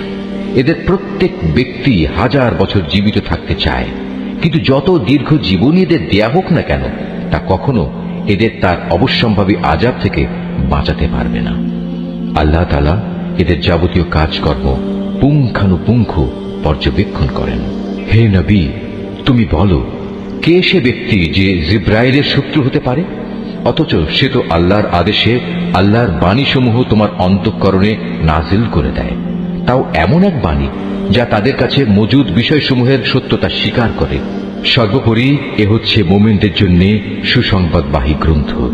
যারা আল্লাহর শত্রু তার বাণীবাহক ফেরেশতার ও নবী রসুলের শত্রু জিব্রাইলের ও মিকাইলের, তারা একদিন এ কথাটা বুঝতে পারবে। স্বয়ং আল্লাহ তাআলাই হচ্ছেন কাফেরদের বড় শত্রু। অবশ্যই আমি তোমার কাছে সুস্পষ্ট নিদর্শন পাঠিয়েছি, পাপী ব্যক্তিরা ছাড়া এই সব কিছু কেউই অস্বীকার করতে পারে না। কিংবা যখনই তারা আল্লাহর সাথে কোনো ওয়াদা করেছে তখনই তাদের এক দল তা ভঙ্গ করেছে। আসলে তাদের অধিকাংশই ঈমানদার ছিল না। যখনই তাদের কাছে আল্লাহর পক্ষ থেকে কোনো নবী আসে এবং যে তাদের কাছে আগের কিতাবে যেসব কথা মজুদ রয়েছে তার সত্যতা স্বীকার করে, তখনই সেই আগের কিতাবের ধারকদের একটি দল পূর্ববর্তী কিতাবের কথাগুলো এমনভাবে তাদের পেছনের দিকে ফেলে দিল যেন তারা এ ব্যাপারে কিছুই জানে না। আল্লাহর প্রতি অবজ্ঞা প্রদর্শন করেই এরা ক্ষান্ত হয়নি। জাদু মন্ত্রের এমন কিছু জিনিসও এরা অনুসরণ করতে শুরু করল যা শয়তান কর্তৃক সুলাইমান নবীর রাজত্বের সময়ে সমাজে চালু করা হয়েছিল। সত্য কথা হচ্ছে, সুলাইমান কখনো জাদুকে আল্লাহ বিরোধী কাজে ব্যবহার করে আল্লাহকে অস্বীকার করেনি। আল্লাহকে তো অস্বীকার করেছে সেসব অভিশপ্ত শয়তান যারা মানুষকে জাদুমন্ত্র শিক্ষা দিয়েছে। জাদু পাগল মানুষদের পরীক্ষার উদ্দেশ্যে আল্লাহ তাআলা হারুত মারুত নামে যে দুজন ফেরেশতাকে ব্যাবিলনে পাঠিয়েছেন, আল্লাহর সেই দুজন ফেরেশতা কাউকে যখনই এ বিষয়ের শিক্ষা দিত, প্রথমেই তারা এ কথাটা তাদের বলে দিত, আমরা তো হচ্ছি আল্লাহর পরীক্ষা মাত্র। অতএব কোনো অবস্থায় তুমি এ বিদ্যা দিয়ে আল্লাহ তাআলাকে অস্বীকার করো না। এই সত্ত্বেও তারা তাদের কাছ থেকে এমন কিছু বিদ্যা শিখে নিয়েছিল যা দিয়ে এরা স্বামী স্ত্রীর মাঝে বিচ্ছেদের সৃষ্টি করত। যদিও আল্লাহর ইচ্ছা ছাড়া কোনো দিনই কেউ কারো সামান্যতম ক্ষতিও সাধন করতে পারবে না। তারা মূলত এমন কিছু শেখে যা তাদের কোনো উপকার যেমন করতে পারে না, তেমনি তা তাদের কোনো ক্ষতিও করতে পারে না। তারা যদি জানত শ্রম ও অর্থ দিয়ে যা তারা কিনে নিয়েছে পরকালে তার কোনো মূল্য নেই, তারা নিজেদের জীবনের পরিবর্তে যা ক্রয় করে নিয়েছে তা সত্যি নিকৃষ্ট। কত ভালো হতো যদি তারা কথাটা জানত। তারা যদি আল্লাহর উপর ঈমান আনত এবং তাঁকেই ভয় করত, তাহলে আল্লাহর পক্ষ থেকে তারা উৎকৃষ্টতম পুরস্কার পেত। কত ভালো হতো যদি তারা এটা অনুধাবন করত। হে ঈমানদার ব্যক্তিরা, ধৃষ্টতার সাথে কখনো বলো না, হে নবী, তুমি আমাদের কথা শোনো। বরং তার দৃষ্টি আকর্ষণ করার জন্য বলো, হে নবী, আমাদের দিকে লক্ষ্য করো এবং তোমরা সর্বদা তার কথা শুনবে, মনে রাখবে। যারা তার কথা অমান্য করে তাদের জন্য অত্যন্ত বেদনাদায়ক শাস্তি রয়েছে। আসলে এই আহলে কিতাব কিংবা যারা আল্লাহর সাথে প্রকাশ্য শিরক করে তারা কেউই এটা পছন্দ করে না যে তোমার কাছে তোমার মালিকের পক্ষ থেকে নবুয়তের মতো কোনো ভালো কিছু নাজিল হোক। কিন্তু তারা জানে না আল্লাহ তাআলা যাকে চান তাকেই তার অনুগ্রহে বিশেষভাবে বেছে নেন। আল্লাহ তাআলা অত্যন্ত অনুগ্রহশীল। আমি যখন কোনো আয়াত বাতিল করে দেই বা বিশেষ কারণে মানুষদের তা ভুলিয়ে দিতে চাই, তখন তার জায়গায় তার চেয়ে উৎকৃষ্ট কিংবা তারই মতো কোনো আয়াত এনে হাজির করি। তুমি কি জানো না আল্লাহ তাআলা সবকিছুর উপর ক্ষমতাবান? তুমি কি জানো না আসমান সমূহ ও জমিনের সার্বভৌমত্ব একমাত্র আল্লাহ তাআলার জন্য নির্দিষ্ট? তিনি ছাড়া তোমাদের কোনো বন্ধু নেই, কোনো সাহায্যকারীও নেই। তোমরা কি তোমাদের নবীর কাছে সে ধরনের উদ্ভট প্রশ্ন করতে চাও যেমনি তোমাদের আগে মুসাকে করা হয়েছিল? কেউ যদি ঈমানকে কুফরির সাথে বদল করে নেয়, অবশ্যই সে ব্যক্তি সোজা পথ থেকে গোমরা হয়ে যাবে। আহলে কিতাবদের অনেকেই বিদ্বেষের কারণে চাইবে যেভাবেই হোক তোমাদের ঈমানের আলোর বদলে আবার সেই কুফরির অন্ধকারে ফিরিয়ে নিতে। এমনকি সত্য তাদের কাছে স্পষ্ট হয়ে যাওয়ার পরও তারা এ পথ থেকে বিরত হবে না। অতএব তাদের ব্যাপারে আল্লাহর সিদ্ধান্ত আসা পর্যন্ত তোমরা ক্ষমার নীতি অবলম্বন করো এবং তাদের সাথে ভালো ব্যবহার করো। আল্লাহ তাআলা সব কিছুর উপর অবশ্যই ক্ষমতাশালী। তোমরা নামাজ প্রতিষ্ঠা করো এবং যাকাত আদায় করো। এর মাধ্যমে যেসব নেকি তোমরা আল্লাহর কাছে অগ্রিম পাঠাবে, তার কাছে এর সবই তোমরা মজুদ পাবে। তোমরা যা কিছুই করো আল্লাহ তাআলা অবশ্যই এর সব কিছু দেখতে পান। তারা বলে, ইহুদি ও খ্রিস্টান ছাড়া আর কেউই বেহেশতে যাবে না। আসলে এটা হচ্ছে তাদের মিথ্যা কল্পনা। তুমি হে নবী বলো, যদি তোমরা সত্যবাদী হও তাহলে তোমাদের দলিল প্রমাণ নিয়ে এসো। তবে হ্যাঁ, যে কোনো ব্যক্তি আল্লাহর সামনে নিজের সত্তাকে সমর্পণ করে দেবে এবং সে হবে অবশ্যই একজন নেককার মানুষ। তার জন্য তার মালিকের কাছে এর বিনিময় রয়েছে। তাদের কোনো ভয় ভীতি নেই, আর না সেদিন তাদের চিন্তান্বিত হতে হবে। ইহুদিরা বলে খ্রিস্টানরা কোনো কিছুর উপর প্রতিষ্ঠিত নয়, খ্রিস্টানরা বলে ইহুদিরা কোনো কিছুর উপর প্রতিষ্ঠিত নয়। অথচ এদের অবস্থা হচ্ছে এরা উভয়ই আল্লাহর কিতাব পাঠ করে, আদৌ আল্লাহর কিতাবের কোনো কিছুই জানে না। এমন লোকেরা আবার এদের উভয় সম্পর্কে একই ধরনের কথা বলে। তারা যে বিষয়ে মতবিরোধ করছে, আল্লাহ তাআলা শেষ বিচারের দিনে সে বিষয়ে তাদের মাঝে মীমাংসা করে দেবেন। সে ব্যক্তির চেয়ে বড় জালেম আর কে আছে যে ব্যক্তি আল্লাহর ঘর মসজিদে তার নাম স্মরণ করতে বাধা দেয় এবং তার ধ্বংস সাধনে সচেষ্ট হয়। এ ধরনের লোকদের বস্তুত তাতে ঢোকার কোনো যোগ্যতাই নেই। তবে একান্ত ভীত সন্ত্রস্তভাবে ঢুকলে তা ভিন্ন কথা। তাদের জন্য পৃথিবীতে যেমন অপমান লাঞ্ছনা রয়েছে, তেমনি রয়েছে পরকালে কঠিনতম শাস্তি। এরা কেবলা বদলের ব্যাপারেও মতবিরোধ করেছিল, অথচ পূর্ব পশ্চিম সবই তো আল্লাহ তাআলার। তাছাড়া তোমরা যেদিকেই মুখ ফিরাবে সেদিকেই তো আল্লাহ তাআলা রয়েছেন। আল্লাহ তাআলা সর্বব্যাপী এবং জ্ঞানী। খ্রিস্টান লোকেরা বলে আল্লাহ তাআলা অমুককে নিজের সন্তান রূপে গ্রহণ করেছেন, অথচ যাবতীয় পবিত্রতা একান্তভাবে তাঁর। তিনি এ সব কিছুর অনেক ঊর্ধ্বে। আসমান সমূহ ও জমিনের সব কিছুই তাঁর জন্যে।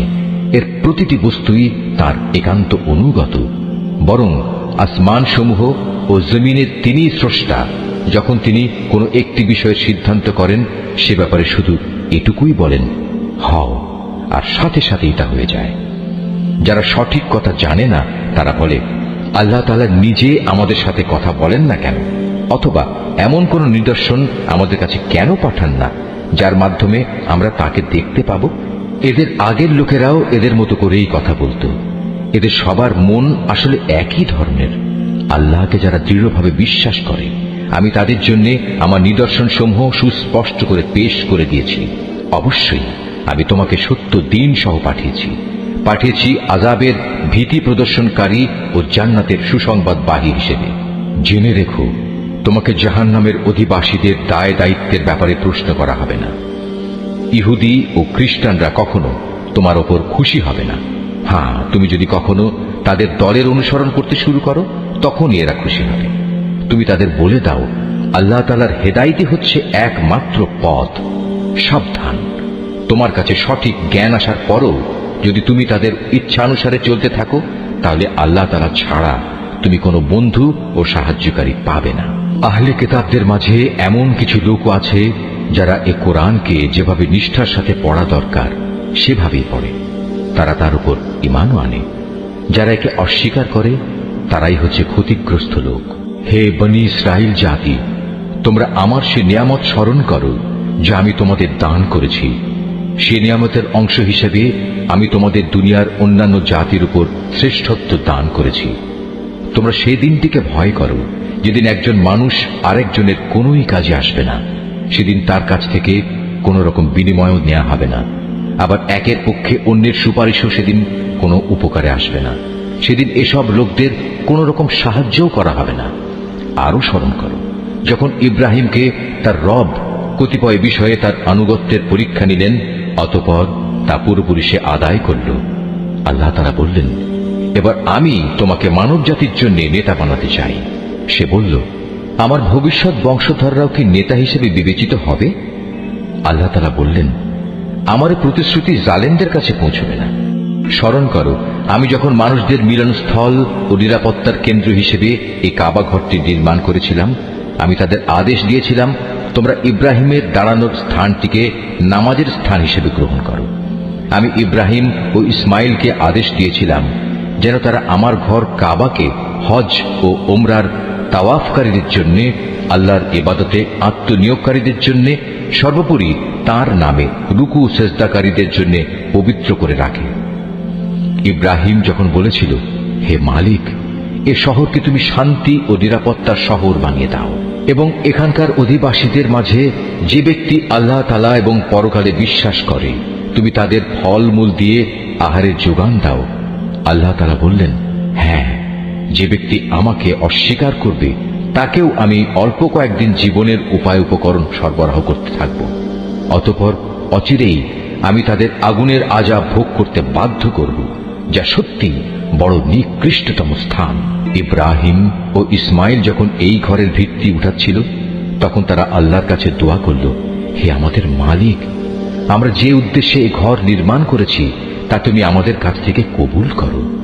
একমাত্র তুমি সবকিছু জানো এবং সবকিছু শোনো। তারা আরো বলল, হে আমাদের মালিক, আমাদের উভয়কেই তুমি তোমার অনুগত মুসলিম বান্দা বানাও এবং আমাদের পরবর্তী বংশধরদের মাঝ থেকেও তুমি তোমার একদল অনুগত বান্দা বানিয়ে দাও। হে মালিক, তুমি আমাদের তোমার ইবাদতের আনুষ্ঠানিকতা সমূহ দেখিয়ে দাও এবং তুমি আমাদের উপর দয়া পরবশ হও, কারণ তুমি অত্যন্ত দয়া পরবশ ও পরম দয়ালু।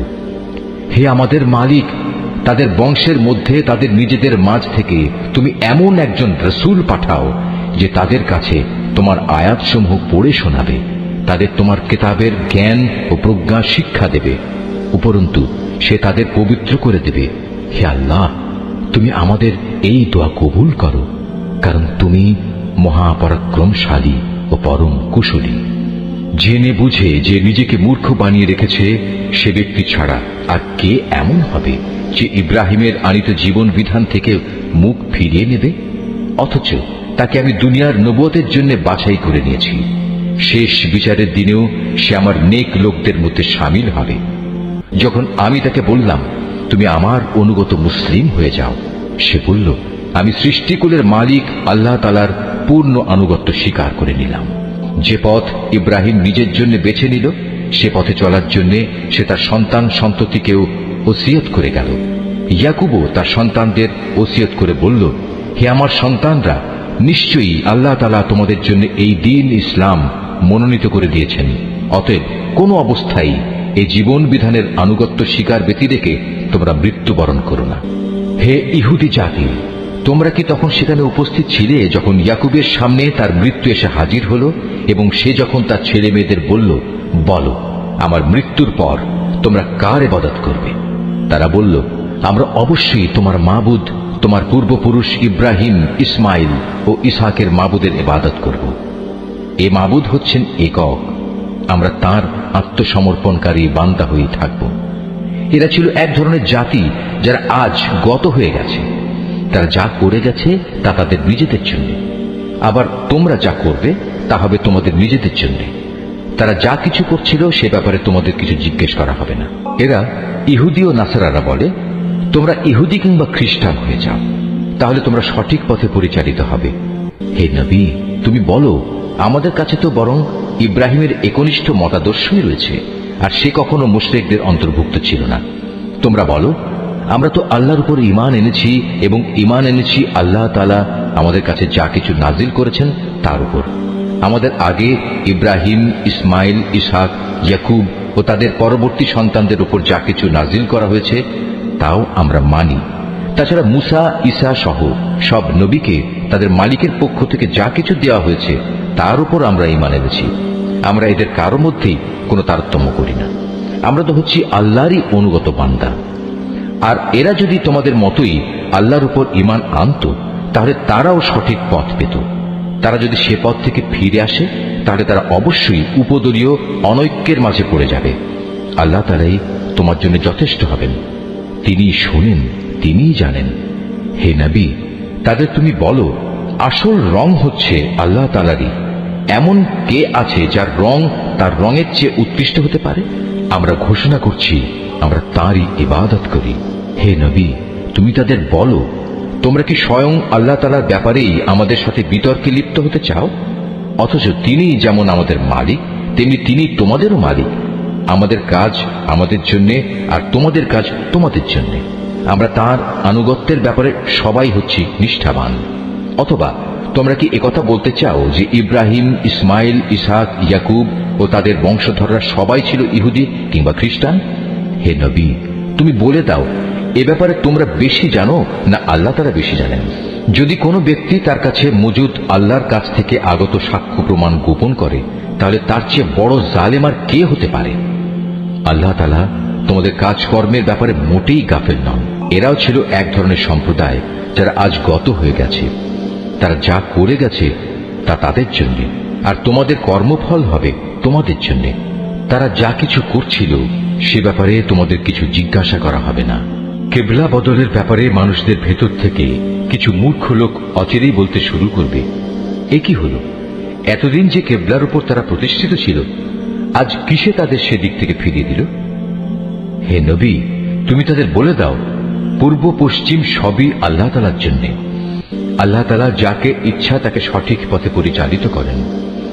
এভাবেই আমি তোমাদের এক মধ্যপন্থী মানব দলে পরিণত করেছি, যেন তোমরা দুনিয়ার অন্যান্য মানুষদের উপর হেদায়েতের সাক্ষী হয়ে থাকতে পারো, এবং একইভাবে রসুলও তোমাদের উপর সাক্ষী হয়ে থাকতে পারে। যে কেবলার উপর তোমরা এতদিন প্রতিষ্ঠিত ছিলে, আমি তা এই উদ্দেশ্যেই নির্ধারণ করেছিলাম যাতে করে আমি এ কথাটা জেনে নিতে পারি যে তোমাদের মধ্যে কে রসুলের অনুসরণ করে আর কে তার কথা থেকে ফিরে যায়। তাদের উপর এটা ছিল কঠিন পরীক্ষা। অবশ্য আল্লাহ তাআলা যাদের হেদায়েত দান করেছেন তাদের কথা আলাদা। আল্লাহ তাআলা কখনো তোমাদের ঈমান বিনষ্ট করবেন না। অবশ্যই আল্লাহ তাআলা মানুষদের সাথে বড় দয়ালু ও একান্ত মেহেরবান। কেবলা পরিবর্তনের জন্য তুমি আকাশের দিকে তাকিয়ে যেভাবে আমার আদেশের অপেক্ষায় থাকতে, তা আমি অবশ্যই দেখতে পেয়েছি। তাই আমি তোমার পছন্দ মতো দিককে কেবলা বানিয়ে দিচ্ছি। এখন থেকে তোমরা এই মর্যাদা সম্পন্ন মসজিদের দিকে ফিরে নামাজ আদায় করতে থাকবে। তোমরা যেখানেই থাকো না কেন, তোমাদের মুখমণ্ডল সেদিকে ফিরিয়ে দেবে। এসব লোক যাদের কাছে আগেই কিতাব নাজিল করা হয়েছিল তারা ভালো করেই জানো। এ ব্যাপারটা তোমার মালিকের পক্ষ থেকে আসা সম্পূর্ণ একটি সত্য ঘটনা। এ সত্ত্বেও তারা যে আচরণ করে যাচ্ছে, আল্লাহ তাআলা তা থেকে মোটেই অনবহিত নন।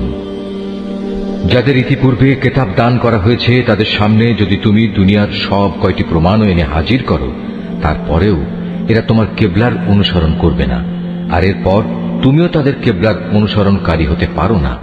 তাছাড়া এদের এক দলও তো আরেক দলের কেবলার অনুসরণ করে না। আমার পক্ষ থেকে এই জ্ঞান তোমাদের কাছে পৌঁছার পর তুমি যদি তাদের ইচ্ছা আকাঙ্ক্ষার অনুসরণ করো তাহলে অবশ্যই তুমি জালেমদের দলে শামিল হয়ে যাবে। যাদের আমি কিতাব দান করেছি এরা তাকে এত ভালো করে চেনে যেমনি এরা চেনে আপন ছেলেদের। এদের একদল সত্য গোপন করার চেষ্টা করছে, অথচ এরা তো সবকিছুই জানে। হে নবী, তুমি তাদের বলো, তোমার মালিকের পক্ষ থেকে এ হচ্ছে একমাত্র সত্য। সুতরাং কোনো অবস্থায় তোমরা সন্দেহ পোষণকারীদের দলে শামিল হয়েও না। প্রত্যেক জাতির জন্য ইবাদতের একটা দিক নির্দিষ্ট থাকে, যেদিকে সে জাতি মুখ করে দাঁড়ায়। অতএব তোমরা আসল কল্যাণের দিকে অগ্রসর হবার কাজে একে অপরের সাথে প্রতিযোগিতা করো। তোমরা যেখানেই থাকো না কেন, তিনি তোমাদের সবাইকে এক স্থানে এনে হাজির করবেন। অবশ্যই আল্লাহ তাআলা সব কিছুর উপর ক্ষমতাবান। তুমি যে কোনো স্থান থেকেই বেরিয়ে আসো না কেন, নামাজের জন্য মসজিদে হারামের দিকে মুখ ফেরাও, কেননা এটাই হচ্ছে আল্লাহ তাআলার কাছ থেকে কেবলা সংক্রান্ত সঠিক সিদ্ধান্ত। আর আল্লাহ তাআলা তোমাদের কার্যাবলী সম্পর্কে মোটেই উদাসীন নন। হে নবী, যেদিক থেকেই তুমি বেরিয়ে আসবে নামাজের জন্য সেখান থেকেই মসজিদে হারামের দিকে মুখ ফিরিয়ে দাঁড়িয়ে যেও। এ সময় যেখানেই তুমি থাকো না কেন সে কাবার দিকে মুখ ফিরিয়ে নেবে। তাহলে প্রতিপক্ষের লোকদের কাছে তোমাদের বিরুদ্ধে খাড়া করানোর মতো কোনো যুক্তি অবশিষ্ট থাকবে না। তাদের মধ্য থেকে যারা বাড়াবাড়ি করে তাদের কথা অবশ্য আলাদা। তোমরা এসব ব্যক্তিদের ভয় করো না, তোমরা বরং ভয় করো আমাকে, যাতে করে আমি তোমাদের উপর আমার নিয়ামত পূর্ণ করে দিতে পারি। এর ফলে তোমরাও সঠিক পথের সন্ধান পেতে পারো। এই সঠিক পথের সন্ধান দেওয়ার জন্যই আমি এভাবে তোমাদের কাছে তোমাদের মাঝ থেকেই একজনকে রসূল করে পাঠিয়েছি, যে ব্যক্তি প্রথমত তোমাদের কাছে আমার আয়াত পড়ে শোনাবে, দ্বিতীয়ত সে তোমাদের জীবন পরিশুদ্ধ করে দেবে, এবং তৃতীয়ত সে তোমাদের আমার কিতাব ও তার অন্তর্নিহিত জ্ঞান শিক্ষা দেবে। সর্বোপরি সে তোমাদের এমন বিষয়সমূহের জ্ঞান দান করবে যা তোমরা কখনো জানতে না। অতএব এসব অনুগ্রহের জন্য তোমরা আমাকেই স্মরণ করো, তাহলে আমিও তোমাদের স্মরণ করব। তোমরা আমার কৃতজ্ঞতা আদায় করো এবং কখনো তোমরা আমার অকৃতজ্ঞ হইও না। হে মানুষ, তোমরা যারা ঈমান এনেছ, পরম ধৈর্য ও খালেস নামাজের মাধ্যমে তোমরা আমার কাছে সাহায্য প্রার্থনা করো। অবশ্যই আল্লাহ তাআলা ধৈর্যশীল মানুষদের সাথে আছেন। যারা আল্লাহ তাআলার পথে নিহত হয়েছে তাদের তোমরা কখনো মৃত বলো না, বরং তারাই হচ্ছে আসল জীবিত মানুষ। কিন্তু এই বিষয়টির কিছুই তোমরা জানো না। আমি অবশ্যই ঈমানের দাবিতে তোমাদের পরীক্ষা করব। কখনো ভয় ভীতি, কখনো ক্ষুধা অনাহার, কখনো তোমাদের জান মাল ও ফসল আদির ক্ষতি সাধন করে তোমাদের পরীক্ষা করা হবে। যারা ধৈর্যের সাথে এর মোকাবেলা করে তুমি সে ধৈর্যশীলদের আমার নিয়ামতের সুসংবাদ দান করো। যখনই তাদের সামনে কোনো পরীক্ষা এসে হাজির হয় তখনই তারা বলে, আমরা তো আল্লাহর জন্যেই, আমাদের তো একদিন আল্লাহর কাছেই ফিরে যেতে হবে। বস্তুত এরা হচ্ছে সেসব ব্যক্তি যাদের উপর রয়েছে তাদের মালিকের পক্ষ থেকে অগণিত রহমত ও অপার করুণা, আর এরাই সঠিক পথ প্রাপ্ত। অবশ্যই সাফা এবং মারওয়া পাহাড় দুটো হচ্ছে আল্লাহ তাআলার নিদর্শনসমূহের অন্যতম। অতএব যদি তোমাদের মধ্যে কোনো লোক হজ কিংবা উমরা আদায় করার ইরাদা করে, তার জন্য এই উভয় পাহাড়ের মাঝে তাওয়াফ করাতে দোষের কিছু নেই। কেননা যদি কোনো ব্যক্তি অন্তরের নিষ্ঠার সাথে কোনো ভালো কাজ করে তাহলে তারা যেন জেনে রাখে নিঃসন্দেহে আল্লাহ তাআলা কৃতজ্ঞতা পরায়ণ ও প্রভূত জ্ঞানের অধিকারী। মানুষের জন্য যেসব বিধান আমি আমার কিতাবে বর্ণনা করে দিয়েছি, তারপর যারা আমার নাজিল করা সেসব সুস্পষ্ট নিদর্শন সমূহ ও পরিষ্কার পথ নির্দেশ গোপন করে, এরাই হচ্ছে সেসব লোক যাদের উপর আল্লাহ তাআলা অভিসম্পাত করেন। অভিশাপ বর্ষণ করে অন্যান্য অভিশাপকারীরাও, তবে তারা এ কাজ থেকে ফিরে আসবে এবং নিজেদের সংশোধন করে নেবে। খোলাখুলিভাবে তারা সেসব সত্য কথা প্রকাশ করবে যা এতদিন আহলে কিতাবরা গোপন করে আসছিল। এরাই হবে সেসব লোক যাদের উপর আমি দয়া পরবশ হব। আমি পরম ক্ষমাকারী, দয়ালু। যারা কুফরি করেছে এবং এই কাফের অবস্থায় মৃত্যুবরণ করেছে তাদের উপর আল্লাহর অভিশাপ, ফেরেশতাদের অভিশাপ, সর্বোপরি অভিশাপ সমগ্র মানবকুলের। এই অভিশপ্ত অবস্থা নিয়েই এরা সেখানে চিরদিন থাকবে। শাস্তির মাত্রা এদের উপর থেকে বিন্দু মাত্র কম করা হবে না, তাদের কোন রকম অবকাশও দেয়া হবে না। তোমাদের মাবুদ হচ্ছেন একজন, তিনি ছাড়া দ্বিতীয় কোনো মাবুদ নেই। তিনি দয়ালু, তিনি মেহেরবান। নিঃসন্দেহে আসমান জমিনের সৃষ্টির মাঝে, রাত দিনের এই আবর্তনের মাঝে, মহাসাগরে ভাসমান জাহাজসমূহে যা মানুষের জন্য কল্যাণকর দ্রব্য সামগ্রী নিয়ে ঘুরে বেড়ায়, এর সব কয়টিতে আল্লাহ তাআলার নিদর্শন মজুদ রয়েছে। আরো আছে আল্লাহ তাআলা আকাশ থেকে বৃষ্টি আকারে যা কিছু নাজিল করেন সেই বৃষ্টির পানির মাঝে। ভূমির নির্জীব হওয়ার পর তিনি এ পানি দ্বারা তাতে নতুন জীবন দান করেন। অতঃপর এই ভূখণ্ডে সব ধরনের প্রাণীর তিনি আবির্ভাব ঘটান। অবশ্যই বাতাসের প্রবাহ সৃষ্টি করার মাঝে এবং সে মেঘমালা যা আসমান জমিনের মাঝে বশীভূত করে রাখা হয়েছে, তার মাঝে সুস্থ বিবেকবান সম্প্রদায়ের জন্য নিদর্শন রয়েছে। মানুষদের মাঝে কিছু সংখ্যক এমনও রয়েছে যে আল্লাহর বদলে অন্য কিছুকে তার সমকক্ষ মনে করে। তারা তাদের তেমনি ভালোবাসে যেমনটি শুধু আল্লাহ তাআলাকেই তাদের ভালোবাসা উচিত। আর যারা সত্যিকার অর্থে আল্লাহ তাআলার উপর ঈমান আনে তারা তো তাকেই সর্বাধিক পরিমাণে ভালোবাসবে। যারা আল্লাহর আনুগত্য না করে বাড়াবাড়ি করছে তারা যদি আযাব স্বচক্ষে দেখতে পেত তাহলে এরা বুঝতে পারত আসমান জমিনের সমুদয় শক্তি একমাত্র আল্লাহর জন্যই। শাস্তি দেওয়ার ব্যাপারে তিনি অত্যন্ত কঠোর। সেদিন ভয়াবহ শাস্তি দেখে হতভাগ্য লোকেরা দুনিয়ায় যাদের তারা মেনে চলত তাদের অনুসারীদের সাথে সম্পর্ক ছেদের কথা বলবে আমরা তো এদের চিনিই না। এদের উভয়ের মধ্যেকার ভঙ্গুর সব সম্পর্ক সেদিন ছিন্ন বিচ্ছিন্ন হয়ে যাবে। এ হতাশাগ্রস্ত অনুসারীরা সেদিন বলবে, আবার যদি একবার আমাদের জন্য পৃথিবীতে ফিরে যাবার সুযোগ থাকত তাহলে আজ যেমনি করে তারা আমাদের সাথে সম্পর্ক ছেদ করেছে আমরা সেখানে গিয়ে তাদের সাথে যাবতীয় সম্পর্ক ছেদ করে আসতাম। এভাবেই আল্লাহ তাআলা তাদের সমগ্র জীবনের কর্মকাণ্ডগুলো তাদের সামনে একরাশ লজ্জা ও আক্ষেপ হিসেবে তুলে ধরবেন। তাদের জন্য যে জাহান্নাম নির্ধারিত হয়ে আছে এরা কখনো সেই জাহান্নাম থেকে বেরিয়ে আসতে পারবে না। হে মানুষ, তোমরা আল্লাহর জমিনে যা কিছু হালাল ও পবিত্র জিনিস আছে তা খাও এবং হালাল হারামের ব্যাপারে শয়তানের পদাঙ্ক অনুসরণ করো না, কেননা সে হচ্ছে তোমাদের খোলাখুলি দুশমন। শয়তানের কাজ হচ্ছে সে তোমাদের সব সময় পাপ ও অশ্লীল কাজের আদেশ দেয়, যাতে করে আল্লাহ তাআলার নামে তোমরা এমন সব কথা বলতে শুরু করো যা সম্পর্কে তোমরা কিছুই জানো না। তাদের যখন বলা হয় আল্লাহ তাআলা যা কিছু নাজিল করেছেন তোমরা তা মেনে চলো, তারা বলে আমরা তো শুধু সে পথেরই অনুসরণ করব যে পথের উপর আমরা আমাদের বাপ দাদাদের পেয়েছি। তাদের বাপ দাদারা যদি এ ব্যাপারে কোনো জ্ঞান বুদ্ধির পরিচয় নাও দিয়ে থাকে কিংবা তারা যদি হেদায়েত নাও পেয়ে থাকে তবু কি তারা তাদের অনুসরণ করবে? এভাবে যারা হেদায়েত অস্বীকার করে তাদের উদাহরণ হচ্ছে এমন কিছুর মতো যে তার পালের আরেকটি জন্তুকে যখন ডাক দেয় তখন পেছনের সেই পশুটি তার চিৎকার ও কান্নার আওয়াজ ছাড়া আর কিছুই শুনতে পায় না। মূলত এরা কানেও শোনে না, কথাও বলতে পারে না, চোখেও দেখে না। এ কারণে হেদায়েতের কথাও এরা বোঝে না। হে মানুষ, তোমরা যারা ঈমান এনেছ আমি যেসব পাক পবিত্র জিনিস তোমাদের দান করেছি নিঃসংকোচে তা তোমরা খাও এবং এই নিয়ামতের জন্য আল্লাহ তাআলার শুকর আদায় করো। অবশ্য যদি তোমরা হালাল হারামের ব্যাপারে একান্তভাবে শুধু তাঁরই দাসত্ব করো। অবশ্যই তিনি মৃত জন্তুর গোশত, সব ধরনের রক্ত ও শূকরের গোশত হারাম ঘোষণা করেছেন এবং এমন সব জন্তু হারাম করেছেন যা আল্লাহ তাআলা ছাড়া অন্য কারো নামে জবাই কিংবা উৎসর্গ করা হয়েছে। তবে সে ব্যক্তির কথা আলাদা যাকে এজন্য বাধ্য করা হয়েছে।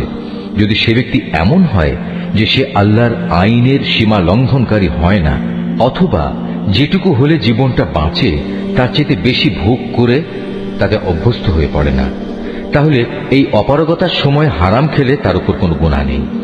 অবশ্যই আল্লাহ তাআলা ক্ষমাশীল, তিনি অনেক মেহেরবান। এ সত্ত্বেও যারা আল্লাহর নাজিল করা তার কিতাবের অংশবিশেষ গোপন করে রাখে এবং সামান্য বৈষয়িক মূল্যে তা বিক্রি করে দেয়, তারা এটা দিয়ে যা হাসিল করে তা হচ্ছে আগুন, যা দিয়ে তারা নিজেদের পেট ভর্তি করে রাখে। শেষ বিচারের দিনে আল্লাহ তাআলা তাদের সাথে কথা বলবেন না, তিনি তাদের সেদিন পবিত্র করবেন না। ভয়াবহ আযাব এদের জন্য নির্দিষ্ট। এরা হেদায়েতের বদলে গুমরাহির পথ কিনে নিয়েছে, ক্ষমার বদলে তারা আযাব বেছে নিয়েছে। এরা ধৈর্যের সাথে ধীরে ধীরে জাহান্নামের আগুনের উপর গিয়ে পড়েছে। এটা এই জন্যে আল্লাহ তাআলা মানব জাতির জন্য আগে থেকেই সত্য দ্বীন সহকারে কিতাব নাজিল করে দিয়েছেন। যারা এই কিতাবে মতবিরোধে লিপ্ত হয়েছে তারা সত্য ও ন্যায়ের পথ থেকে অনেক দূরে বিক্ষিপ্ত হয়ে গেছে। তোমরা তোমাদের মুখ পূর্ব দিকে ফেরাও বা পশ্চিম দিকে ফেরাও, এতে কিন্তু কোনোই কল্যাণ নিহিত নেই। আসল নেকি হচ্ছে একজন মানুষ আল্লাহর উপর ঈমান আনবে, পরকালের উপর ঈমান আনবে ফেরেশতাদের উপর, আল্লাহর কিতাবের উপর, কিতাবের বাহক নবী রাসূলদের উপর এবং আল্লাহর দেয়া মাল সম্পদ তাঁরই ভালোবাসা পাবার মানুষের আত্মীয় স্বজন এতিম, মিসকিন ও পথিক মুসাফিরের জন্য ব্যয় করবে। সাহায্য প্রার্থী দুস্থ মানুষ, সর্বোপরি মানুষদের কয়েদ ও দাসত্বের বন্দি দশা থেকে মুক্ত করার কাজে অর্থ ব্যয় করবে। নামাজ প্রতিষ্ঠা করবে। দারিদ্র্য বিমোচনের জন্য যাকাত আদায় করবে। তাছাড়াও রয়েছে সেসব পুণ্যবান মানুষ যারা প্রতিশ্রুতি দিলে তা পালন করে, ক্ষুধা দারিদ্র্যের সময় ও দুর্দিনে ধৈর্য ধারণ করে। মূলত এরাই হচ্ছে সত্যবাদী এবং এরাই হচ্ছে প্রকৃত আল্লাহভীরু মানুষ। হে মানুষ, যারা ঈমান এনেছ, তোমাদের জন্য নরহত্যার কিসাস তথা প্রতিশোধ কিভাবে নিতে হবে তা নির্ধারণ করে দেয়া হয়েছে, এবং তা এই যে মৃত স্বাধীন ব্যক্তির বদলে স্বাধীন ব্যক্তি দণ্ডাজ্ঞা পাবে, দাসের বদলে পাবে দাস, নারীর বদলে নারীর উপর দণ্ড প্রযোজ্য হবে।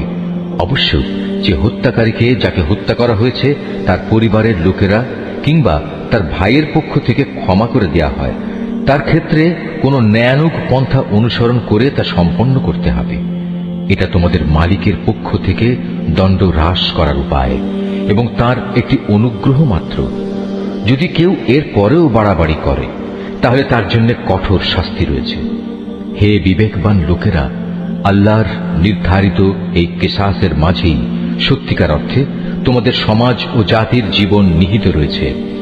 আশা করা যায় অতঃপর তোমরা সতর্ক হয়ে চলবে। হে ঈমানদার লোকেরা, তোমাদের জন্য এই আদেশ জারি করা হয়েছে যে যদি তোমাদের মাঝে কোনো লোকের মৃত্যু এসে হাজির হয় এবং সে যদি কিছু সম্পদ রেখে যায়, তাহলে ন্যায়ানুগ পন্থায় তা বন্টনের কাজে তার পিতামাতা ও আত্মীয় স্বজনের জন্য ওসিয়তের ব্যবস্থা রয়েছে। এটা পরহেজগার লোকদের উপর একান্ত করণীয়। যারা তার এই ওসিয়ত শুনে নেওয়ার পর নিজেদের স্বার্থে তা পাল্টে নিল, তাদের জানা উচিত এটা বদলানোর অপরাধের দায়িত্ব তাদের উপরেই বর্তাবে। আল্লাহ তাআলা সবকিছুই শোনেন এবং সবকিছুই তার জানা। অবশ্য কারো যদি ওসিয়তকারীর কাছ থেকে এই ধরনের আশঙ্কা থাকে যে সে পক্ষপাতিত্ব করে কারো প্রতি অবিচার করে গেছে কিংবা কারো সাথে এর ফলে নাইনসাফি করা হয়েছে, তাহলে যদি সদিচ্ছা নিয়ে মূল বিষয়টি সংশোধন করে নেয়, এতে তার কোনো দোষ হবে না। আল্লাহ তাআলা বড়ই ক্ষমাশীল, মেহেরবান।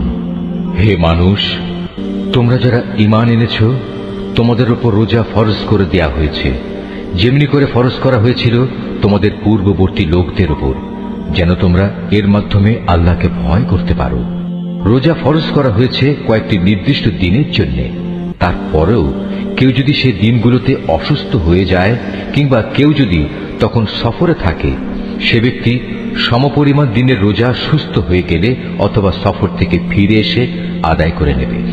এর পরেও যাদের উপর রোজা একান্ত কষ্টকর হবে, তাদের জন্য এর বিনিময়ে ফেদিয়া থাকবে, এবং তা হচ্ছে একজন গরিব ব্যক্তিকে তৃপ্তি ভরে খাবার দেয়া। অবশ্য যদি কোনো ব্যক্তি এর চাইতে বেশি দিয়ে ভালো কাজ করতে চায়, তাহলে এ অতিরিক্ত কাজ তার জন্য হবে একান্ত কল্যাণকর। তবে এ সময় তোমরা যদি রোজা রাখতে পারো, তাই তোমাদের জন্য ভালো। তোমরা যদি রোজার উপকারিতা সম্পর্কে জানতে যে এতেই কল্যাণ রয়েছে। রোজার মাস এমন একটি মাস যাতে কোরআন নাজিল করা হয়েছে, আর এই কোরআন হচ্ছে মানব জাতির জন্য পথের দিশা, সৎ পথের সুস্পষ্ট নিদর্শন, মানুষদের জন্য হক বাতিলের পার্থক্যকারী। অতএব তোমাদের মধ্যে যে ব্যক্তি এ মাসটি পাবে, সে এ মাসে রোজা রাখবে। তবে যদি সে অসুস্থ হয়ে পড়ে কিংবা সফরে থাকে, সে পরবর্তী কোনো সময় গুনে গুনে সেই পরিমাণ দিন পূরণ করে নেবে। এ সুযোগ দিয়ে আল্লাহ তাআলা তোমাদের জীবন আসান করে দিতে চান। আল্লাহ তাআলা কখনোই তোমাদের জীবন কঠোর করে দিতে চান না।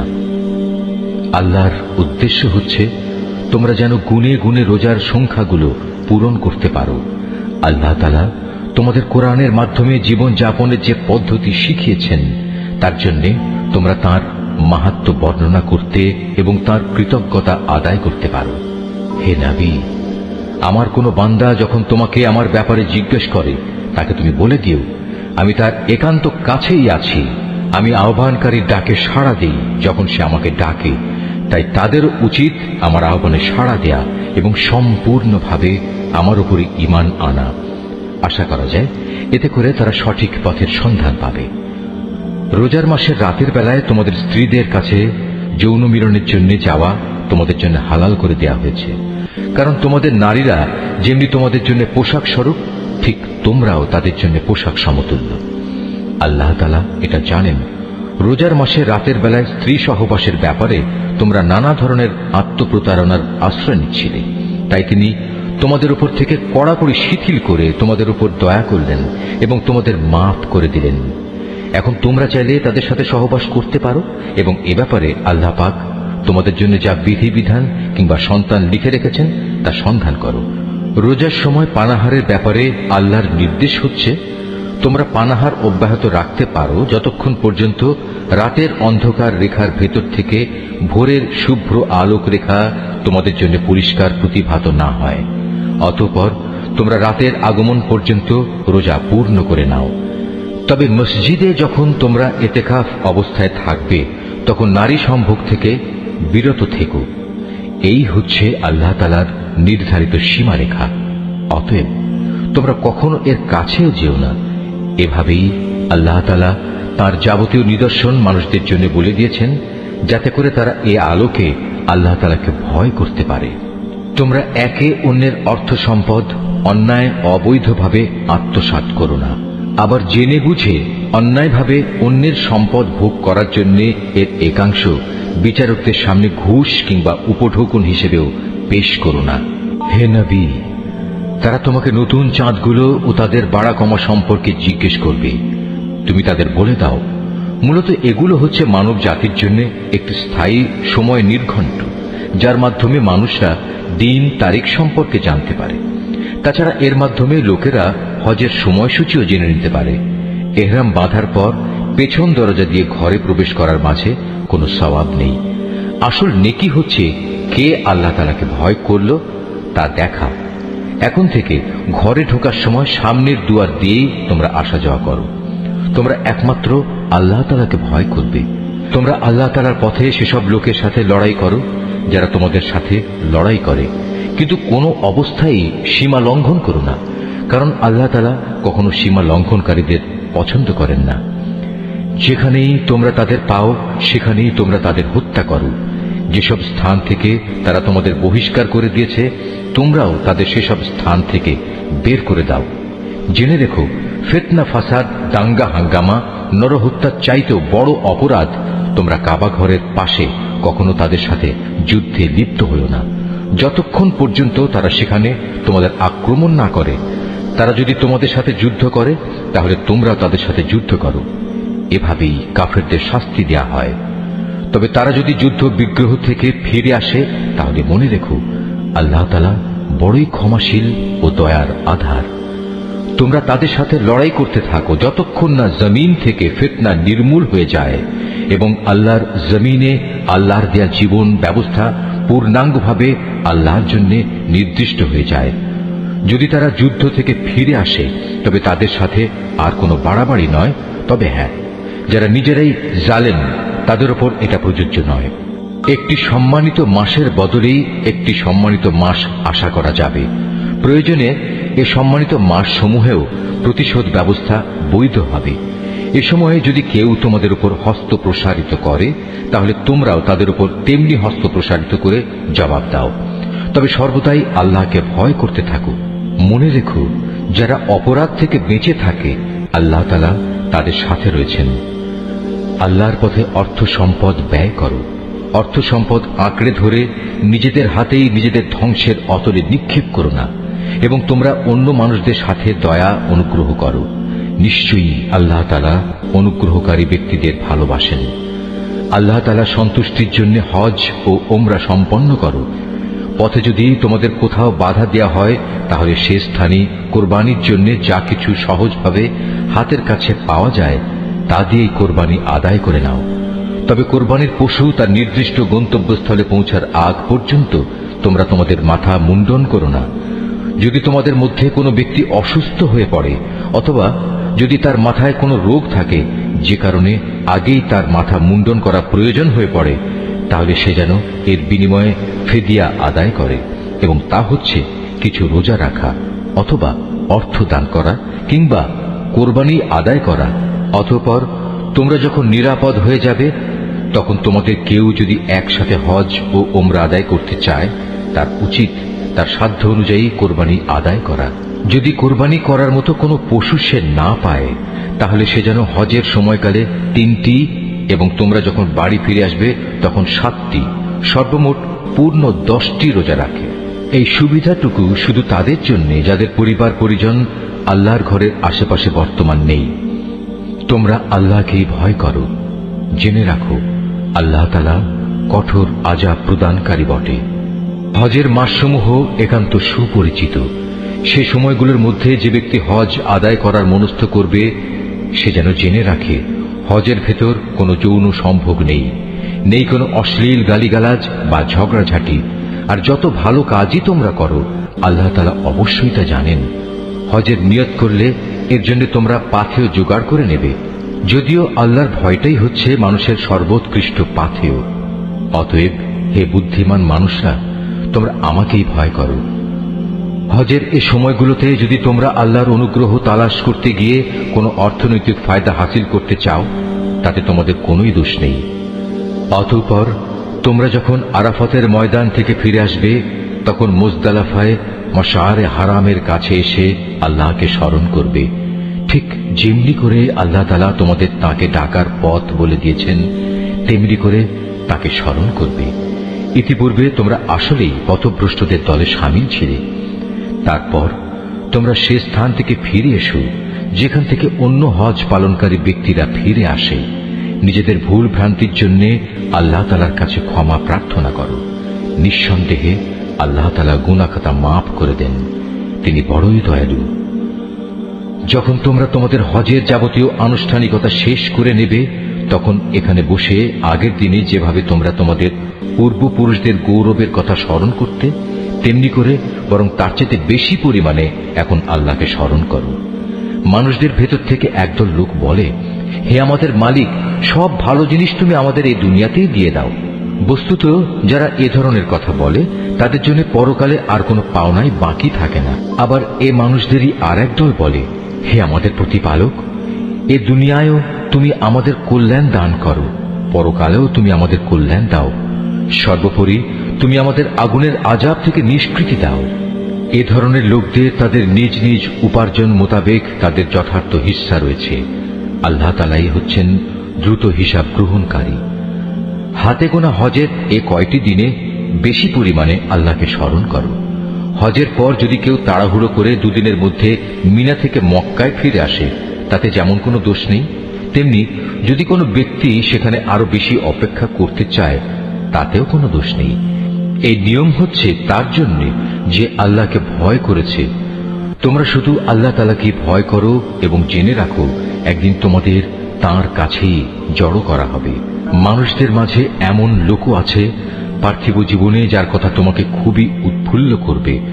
তার মনে যা কিছু আছে তার উপর সে আল্লাহ তাআলাকে সাক্ষী বানায়, কিন্তু এর প্রকৃত পরিচয় হচ্ছে সে ভীষণ ঝগড়াটে ব্যক্তি। আবার সে যখন আল্লাহর জমিনের কোথাও ক্ষমতার আসনে বসতে পারে, তখন সে নানা প্রকারে অশান্তি সৃষ্টি করতে শুরু করে, জমিনের শস্য ক্ষেত্র বিনাশ করে, জীবজন্তুর বংশ নির্মূল করতে চায়।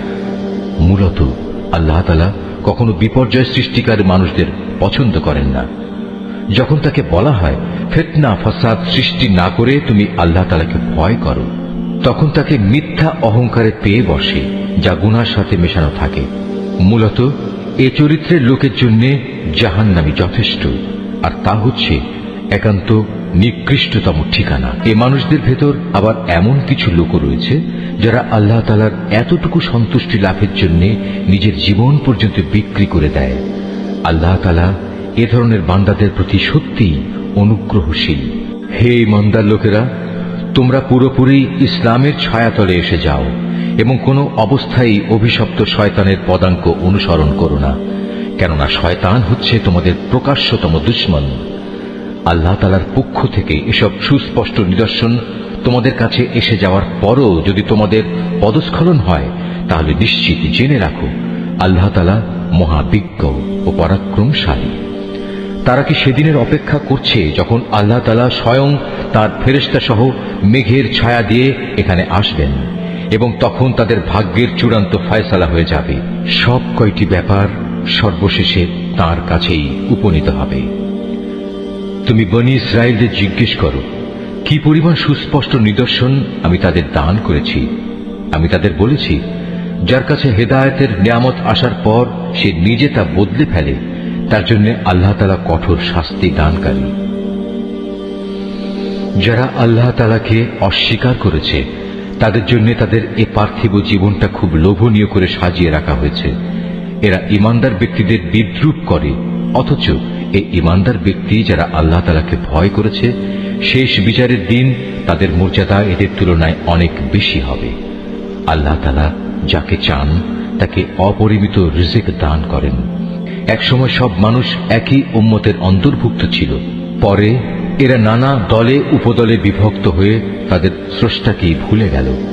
তখন আল্লাহ তাআলা সঠিক পথের অনুসারীদের সুসংবাদবাহী আর গুনাহগারদের জন্য আযাবের সতর্ককারী হিসেবে নবীদের পাঠালেন। তিনি সত্যসহ গ্রন্থ নাজিল করলেন, যেন তা মানুষদের এমন পারস্পরিক বিরোধ সমূহের চূড়ান্ত ফয়সালা করতে পারে যে ব্যাপারে তারা মতবিরোধ করে। তাদের কাছে সুস্পষ্ট হিদায়াত পাঠানো সত্ত্বেও তারা পারস্পরিক বিদ্রোহ ও বিদ্বেষ সৃষ্টির জন্য মতবিরোধ করেছে। অতঃপর আল্লাহ তাআলা তাদের সবাইকে স্বীয় ইচ্ছায় সেই সঠিক পথ দেখালেন, যার ব্যাপারে ইতিপূর্বে তাদের মধ্যে মতবিরোধ সৃষ্টি হয়েছিল। আল্লাহ তাআলা যাকে চান তাকে সঠিক পথ দেখান। তোমরা কি মনে করে নিয়েছো যে তোমরা এমনি এমনি বেহেশতে চলে যাবে? এখনো পূর্ববর্তী নবীদের অনুসারীদের বিপদের মতো কিছুই তোমাদের উপর নাজিল হয়নি। তাদের উপর বহু ধরনের বিপর্যয় ও সংকট এসেছে। কঠোর নির্যাতনে তারা নির্যাতিত হয়েছে, কঠিন নিপীড়নে তারা শিহরিত হয়ে উঠেছে। এমনকি স্বয়ং আল্লাহর নবী ও তার সঙ্গী সাথীরা অত্যাচারে অতিষ্ঠ হয়ে এক পর্যায়ে এই বলে আর্তনাদ করে উঠেছে, আল্লাহ তাআলার সাহায্য কবে আসবে?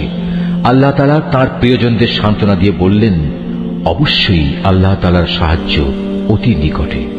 তারা তোমার কাছে জানতে চাইবে তারা কি কি খাতে খরচ করবে। তুমি তাদের বলে দাও, যা কিছুই তোমরা তোমাদের পিতামাতার জন্য, আত্মীয় স্বজনদের জন্য, এতিম অসহায় মিসকিনদের জন্য এবং মুসাফিরদের জন্য খরচ করবে, তাই আল্লাহ তাআলা গ্রহণ করবেন। যা ভালো কাজ তোমরা করবে আল্লাহ তাআলা তা অবশ্যই জানতে পারবেন। সত্য প্রতিষ্ঠা ও অসত্য নির্মূল করার জন্য যুদ্ধ তোমাদের উপর ফরজ করে দেওয়া হয়েছে, আর এটাই তোমাদের ভালো লাগে না। কিন্তু তোমাদের জেনে রাখা উচিত, এমন কোন জিনিস তো থাকতে পারে যা তোমাদের ভালো লাগে না, অথচ তাই তোমাদের জন্য কল্যাণকর। আবার একইভাবে এমন কোন জিনিস যা তোমাদের খুবই ভালো লাগবে, কিন্তু পরিণামে তা হবে তোমাদের জন্য খুবই ক্ষতিকর। আল্লাহ তাআলাই সব চাইতে ভালো জানেন, তোমরা কিছুই জানো না। সম্মানিত মাস ও তাতে যুদ্ধ করা সম্পর্কে তারা তোমাকে জিজ্ঞেস করবে। তুমি তাদের বলে দাও, এই মাসে যুদ্ধ বিগ্রহ করা অনেক বড় গুনার কথা, কিন্তু আল্লাহর কাছে এর চাইতে বড় গুনাহ হচ্ছে আল্লাহর পথ থেকে মানুষদের ফিরিয়ে রাখা, আল্লাহকে অস্বীকার করা, খানায়ে কাবার দিকে যাওয়ার পথ রোধ করা ও সেখানকার অধিবাসীদের সেখান থেকে বের করে দেয়া। আর আল্লাহ দ্রোহিতার ফিতনা, ফাসাদ, হত্যাকাণ্ডের চাইতেও অনেক বড় অন্যায়। এ কারণেই এরা তোমাদের সাথে এ মাসসমূহে লড়াই বন্ধ করে দেবে বলে তুমি ভেবো না। তারা তো পারলে বরং তোমাদের সবাইকে তোমাদের ইসলামী জীবন বিধান থেকেও ফিরিয়ে নিতে চাইবে। যদি তোমাদের কোনো ব্যক্তি তার দিন থেকে ফিরে যায়, অতঃপর সে মৃত্যু মুখে পতিত হয় এমন অবস্থায় যে সে সুস্পষ্ট কাফের ছিল, তাহলে তারাই হবে সে লোক যাদের যাবতীয় কর্মকাণ্ড দুনিয়া আখিরাতে বিফলে যাবে, আর এরাই হবে জাহান্নামের অধিবাসী। সেখানে তারা চিরদিন থাকবে। যারা ঈমান এনেছে, যারা হিজরত করেছে এবং আল্লাহর পথে জিহাদ করেছে, তারাই আল্লাহ তাআলার পক্ষ থেকে অনুগৃহীত হবার আশা করতে পারে। আল্লাহ তাআলা ক্ষমাশীল, অত্যন্ত দয়ালু। হে নবী, এরা তোমাকে মদ ও জুয়া সম্পর্কে জিজ্ঞেস করবে। তুমি তাদের বলে দাও, এই দুটো জিনিসের মধ্যে অনেক বড় ধরনের পাপ রয়েছে। যদিও মানুষের জন্য এর কিছু কিছু ব্যবসায়িক উপকারিতাও রয়েছে, কিন্তু এ উভয়ের ধ্বংসকারী গুনাহ তার ব্যবসায়িক উপকারিতার চাইতে অনেক বেশি। তারা তোমাকে এও জিজ্ঞেস করে তারা নেক কাজে কি কি খরচ করবে। তুমি তাদের বলো, দৈনন্দিন প্রয়োজন পূরণের পর যা অতিরিক্ত তাই, আল্লাহ তাআলা এভাবে তোমাদের জন্য তার আয়াতসমূহ খুলে খুলে বলে দেন, যাতে করে তোমরা এ নিয়ে চিন্তা ভাবনা করতে পারো। এ নির্দেশ তোমাদের ইহকাল ও পরকালের কল্যাণের জন্যই। তোমাকে তারা এতিমদের ব্যাপারে জিজ্ঞেস করবে, তুমি বলো, তাদের জন্য গৃহীত সব পন্থাই উত্তম। যদি তোমরা তোমাদের ধন সম্পদ তাদের সাথে মিশিয়ে ফেলো, তাতে কোনো দোষ নেই, কারণ তারা তো তোমাদেরই ভাই। আর আল্লাহ তাআলা এটা ভালো করেই জানেন কে ন্যায়ানুগ পন্থায় আছে আর কে ফাসাদি স্বভাবের লোক। আল্লাহ তাআলা চাইলে এ ব্যাপারে আরো অধিক কড়াকড়ি আরোপ করতে পারতেন। নিঃসন্দেহে আল্লাহ তাআলা ক্ষমতাবান এবং কুশলীও। তোমরা কখনো কোনো মুশরিক নারী বিয়ে করো না, যতক্ষণ না তারা ঈমান আনে। মনে রেখো, একজন মুসলমান দাসীও একজন ঐতিহ্যবাহী মুশরিক নারীর চাইতে উত্তম, যদিও এ মুশরিক নারীটি তোমাদের বেশি ভালো লাগে। হে মুসলিম মহিলারা, তোমরা কখনো কোনো মুশরিক পুরুষদের বিয়ে করো না, যতক্ষণ না তারা আল্লাহর উপর ঈমান আনে। কেননা একজন ঈমানদার দাসও একজন উঁচু খানদানের মুশরিক ব্যক্তির চাইতে ভালো, যদিও এ মুশরিক ব্যক্তিটি তোমাদের ভালো লাগে। আসলে এরা তোমাদের জাহান্নামের আগুনের দিকেই ডেকে নেবে। আর আল্লাহ তাআলা হামেশাই তার মুমিন বান্দাদের তার আদেশ বলে জান্নাত ও ক্ষমার দিকে আহ্বান জানান, এবং এজন্যে তিনি তার আয়াতসমূহ মানুষদের কাছে স্পষ্ট করে বর্ণনা করেন, যাতে করে তারা উপদেশ গ্রহণ করতে পারে। হে নবী, তারা তোমার কাছ থেকে মহিলাদের মাসিক ঋতুকাল ও এ সময়ে তাদের সাথে দৈহিক মিলন সম্পর্কে জানতে চাইবে। তুমি তাদের বলো, আসলে মহিলাদের এ সময়টা হচ্ছে একটি অপবিত্র ও কষ্টকর অবস্থা। কাজেই ঋতুস্রাবকালে তাদের সঙ্গ বর্জন করবে এবং তোমরা দৈহিক মিলনের জন্য তাদের কাছে যেও না, যতক্ষণ না তারা পুনরায় পবিত্র হয়। অতঃপর তারা যখন পুরো পাক সাফ হয়ে যায়, তখন তোমরা তাদের কাছে যাও। দৈহিক মিলনের যে পদ্ধতি আল্লাহ তাআলা শিখিয়ে দিয়েছেন সেভাবে যাবে। আল্লাহ তাআলা অবশ্যই সেসব লোকদের ভালোবাসেন যারা আল্লাহর দিকেই ফিরে আসে এবং যারা পাক পবিত্রতা অবলম্বন করে। তোমাদের স্ত্রীরা হচ্ছে তোমাদের জন্য সন্তান উৎপাদনের ফসল ক্ষেত্র। তোমরা তোমাদের এই ফসল ক্ষেত্রে যেভাবে ইচ্ছা সেভাবেই গমন করো। তোমরা সময় থাকতে নিজেদের জন্য কিছু অগ্রিম নেক আমল পাঠিয়ে দাও। তোমরা আল্লাহকে ভয় করো। জেনে রেখো, একদিন তোমাদের সবাইকে তার সামনাসামনি হতে হবে। মোমেনদের তুমি পুরস্কারের সুসংবাদ দান করো। তোমরা তোমাদের এমন শপথের জন্য আল্লাহর নামকে কখনো ঢাল হিসাবে ব্যবহার করবে না, যার মাধ্যমে ভালো কাজ করা, আল্লাহ তাআলাকে ভয় করা এবং মানুষদের মাঝে শান্তি শৃঙ্খলা প্রতিষ্ঠা করার কাজ থেকে তোমরা দূরে থাকবে। কারণ আল্লাহ তাআলা তোমাদের সবকিছুই শোনেন এবং সব কথাই তিনি জানেন। আল্লাহ তাআলা তোমাদের নিরর্থক শপথের জন্য কখনো পাকড়াও করবেন না, তবে তিনি অবশ্যই সেসব শপথের ব্যাপারে তোমাদের জিজ্ঞাসাবাদ করবেন, যা তোমরা আন্তরিকভাবে সম্পন্ন করো। বস্তুত আল্লাহ তাআলা বড় ক্ষমাশীল ও ধৈর্যশীল। যেসব লোক নিজ স্ত্রীদের কাছে যাবে না বলে কসম করেছে, তাদের এ ব্যাপারে মনস্থির করার জন্য 4 মাসের অবকাশ রয়েছে। এ সময়ের ভেতর যদি তারা তাদের কসম থেকে ফিরে আসে, তাহলে জেনে রেখো আল্লাহ তাআলা ক্ষমাশীল ও দয়াবান। আর তারা যদি এ সময়ের ভেতর তালাক দেওয়ার সিদ্ধান্ত করে, তাহলে তারা যেন জেনে রাখে আল্লাহ তাআলা সব শোনেন, জানেন। তালাকপ্রাপ্তা মহিলারা যেন 3টি মাসিক ঋতু অথবা ঋতু থেকে পবিত্র থাকার 3টি মুদ্দত পর্যন্ত নিজেদের পুনরায় বিয়ের বন্ধন থেকে দূরে রাখে। তাদের গর্ভে আল্লাহ তাআলা যা কিছু সৃষ্টি করেছেন তা গোপন করা কোনো অবস্থায় তাদের পক্ষে ন্যায়সঙ্গত হবে না, যদি তারা আল্লাহর উপর এবং পরকালের উপর ঈমান আনে। এ সময়ের ভেতর তাদের ফিরিয়ে নেয়ার ব্যাপারে তাদের স্বামীরা অবশ্য বেশি অধিকারী, যদি তারা উভয়ে পরস্পর মিলেমিশে চলতে চায়। পুরুষদের উপর নারীদের যেমন ন্যায়ানুগ অধিকার রয়েছে, তেমনি রয়েছে নারীদের উপর পুরুষের অধিকার। পারিবারিক ভরণ পোষণের দায়িত্বের কারণে তাদের উপর পুরুষের মর্যাদা একমাত্রা বেশি রয়েছে। আল্লাহ তাআলা বিপুল ক্ষমতার মালিক, তিনি পরম কুশলী। তালাক 2 বার মাত্র উচ্চারণ করা যেতে পারে। 3য়বারের আগেই হয় সম্মান মর্যাদার সাথে তাকে ফিরিয়ে আনতে হবে, অথবা সহৃদয়তার সাথে তাকে চলে যেতে দেবে। তোমাদের জন্য এটা কোনো অবস্থায় ন্যায়সঙ্গত নয় যে বিয়ের আগে যা কিছু তোমরা তাদের দিয়েছ তা তাদের থেকে ফিরিয়ে নেবে। তবে আল্লাহর নির্দিষ্ট সীমারেখার ভেতরে থেকে স্বামী স্ত্রী একত্রে জীবন কাটাতে পারবে না এমন আশঙ্কা যদি দেখা দেয়, তখন আলাদা হয়ে যাওয়াটাই উত্তম। এমন অবস্থায় যদি তোমাদের ভয় হয় যে এরা আল্লাহর বিধানের গণ্ডির ভেতর থাকতে পারবে না, তাহলে স্ত্রী যদি স্বামীকে কিছু বিনিময় দেয় এবং তা দিয়ে বিচ্ছেদ ঘটিয়ে নেয়, তাহলে তাদের উভয়ের উপর এটা কোনো দূষণীয় বিষয় হবে না। জেনে রাখো, এটা হচ্ছে আল্লাহর নির্ধারিত সীমারেখা, তা কখনো অতিক্রম করো না। আর যারা আল্লাহর দেয়া সীমারেখা লঙ্ঘন করে তারা হচ্ছে সুস্পষ্ট জালেম। যদি সে তাকে তালাক দিয়েই দেয়, তাহলে তারপর এ স্ত্রী তার জন্য আর বৈধ হবে না। হ্যাঁ, যদি তাকে অপর কোনো স্বামী বিয়ে করে এবং নিয়ম মাফিক তাকে তালাক দেয় এবং পরবর্তী পর্যায়ে তারা যদি সত্যি মনে করে তারা এখন স্বামী স্ত্রীর অধিকার সম্পর্কে আল্লাহর সীমারেখা মেনে চলতে পারবে, তাহলে পুনরায় বিয়ে বন্ধনে ফিরে আসাতে তাদের উপর কোনো দোষ নেই। এটা হচ্ছে আল্লাহর বেঁধে দেয়া সীমারেখা। যারা এ সম্পর্কে অবগত আছে, আল্লাহ তাআলা তাদের জন্য এই নির্দেশ সুস্পষ্ট করে পেশ করেন। যখন তোমরা স্ত্রীদের তালাক দাও এবং তারা যখন তাদের অপেক্ষার সময় ইদ্যত পূর্ণ করে নেয়, তখন হয় মর্যাদার সাথে তাদের ফিরিয়ে আনো, নতুবা ভালোভাবে তাদের বিদায় করে দাও। শুধু কষ্ট দেওয়ার উদ্দেশ্যে কখনো তাদের আটকে রেখো না। এতে তোমরা আল্লাহর নির্ধারিত সীমারেখাই লঙ্ঘন করবে। আর যে ব্যক্তি এমন কাজ করে সে প্রকারান্তরে নিজের উপরে জুলুম করে। সাবধান, আল্লাহর নির্দেশ সমূহকে কখনো হাসি তামাশার বস্তু মনে করো না।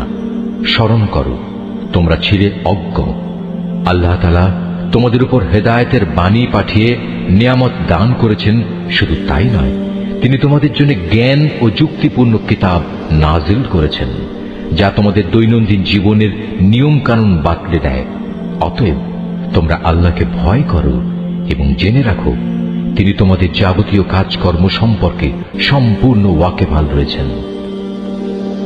যখন তোমরা তোমাদের স্ত্রীদের তালাক দিয়ে দাও, অতঃপর তালাক প্রাপ্ত স্ত্রীরাও তাদের নির্ধারিত অপেক্ষার সময় ইদ্যত পালন শেষ করে নেয়, তখন তোমরা তাদের পছন্দ মতো স্বামীদের সাথে বিয়ের ব্যাপারে বাধা দিও না।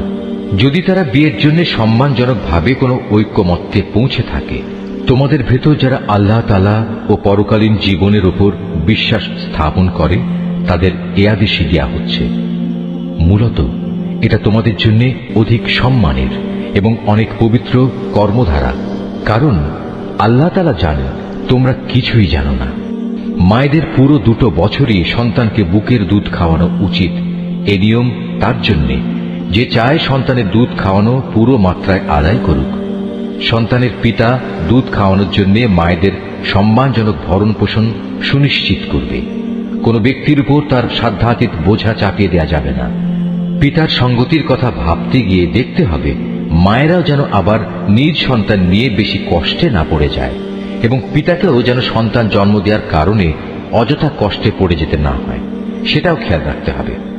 সন্তানের পিতার অবর্তমানে তার উত্তরাধিকারীদের উপর সন্তানের জন্মদাত্রী মায়ের অধিকার এভাবেই বহাল থাকবে। তবে কোনো পর্যায়ে পিতামাতা যদি পারস্পরিক সম্মতি ও পরামর্শের ভিত্তিতে আগেভাগেই সন্তানের দুধ ছাড়িয়ে নিতে চায়, তাতেও তাদের উপর কোনো দোষের কিছু নেই। তোমরা যদি নিজেদের বদলে অন্য কাউকে সন্তানের দুধ খাওয়ানোর জন্য নিয়োগ করতে চাও এবং যদি দুগ্ধদাত্রীর পাওনা যথাযথভাবে বুঝিয়ে দেওয়া হয়, তাতেও কোনো গুনাহ নেই। সর্বাবস্থায় আল্লাহ তাআলাকে ভয় করো এবং জেনে রেখো, তোমরা যা কিছুই করো আল্লাহ তাআলা তার সব কিছুই দেখতে পান। তোমাদের মধ্যে যারা মৃত্যু মুখে পতিত হয় এবং তারা যদি তাদের স্ত্রীদের জীবিত রেখে যায়, সে অবস্থায় স্ত্রীরা যদি বিয়ে করতে চায়, তাহলে তারা তাদের নিজেদের 4 মাস 10 দিন পর্যন্ত সময় বিয়ে থেকে বিরত থাকবে। অপেক্ষার এই সময়টুকু যখন তারা পূরণ করে নেবে, তখন নিজেদের বিয়ের ব্যাপারে তারা ন্যায়ানুগ পন্থায় যা ইচ্ছা তাই করতে পারবে, এবং এই বিষয়টিতে তাদের উপর কোনো গুনাহ নেই।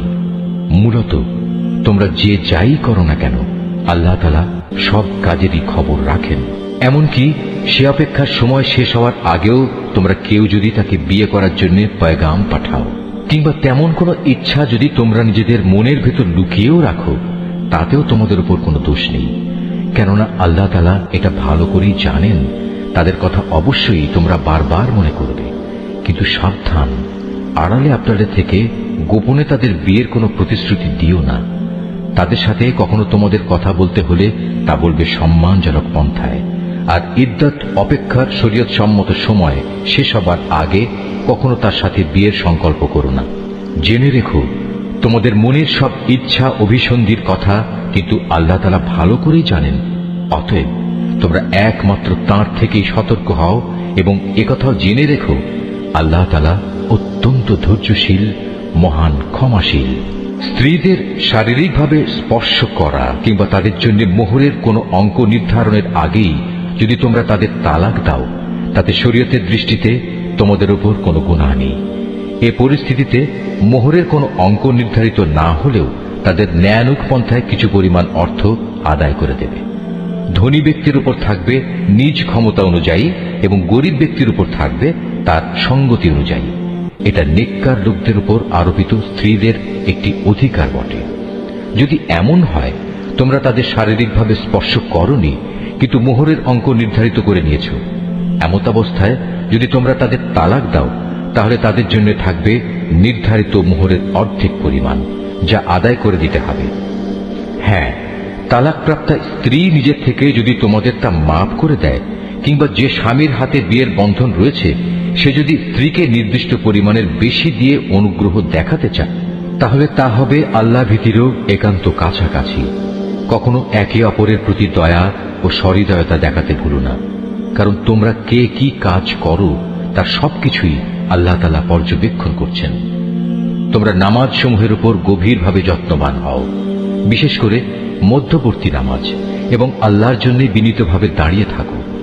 অতঃপর যদি তোমরা ভীতিপ্রদ কোনো অবস্থার সম্মুখীন হও, তখন প্রয়োজনে তোমরা নামাজ পড়বে পায়ের উপর দাঁড়িয়ে কিংবা সওয়ারের উপর থাকা অবস্থায়। তারপর তোমরা যখন নিরাপদ হয়ে যাবে তখন আল্লাহ তাআলাকে স্মরণ করো, যেভাবে আল্লাহ তাআলা তাকে স্মরণ করার নিয়ম শিখিয়েছেন, যার কিছুই তোমরা ইতিপূর্বে জানতে না।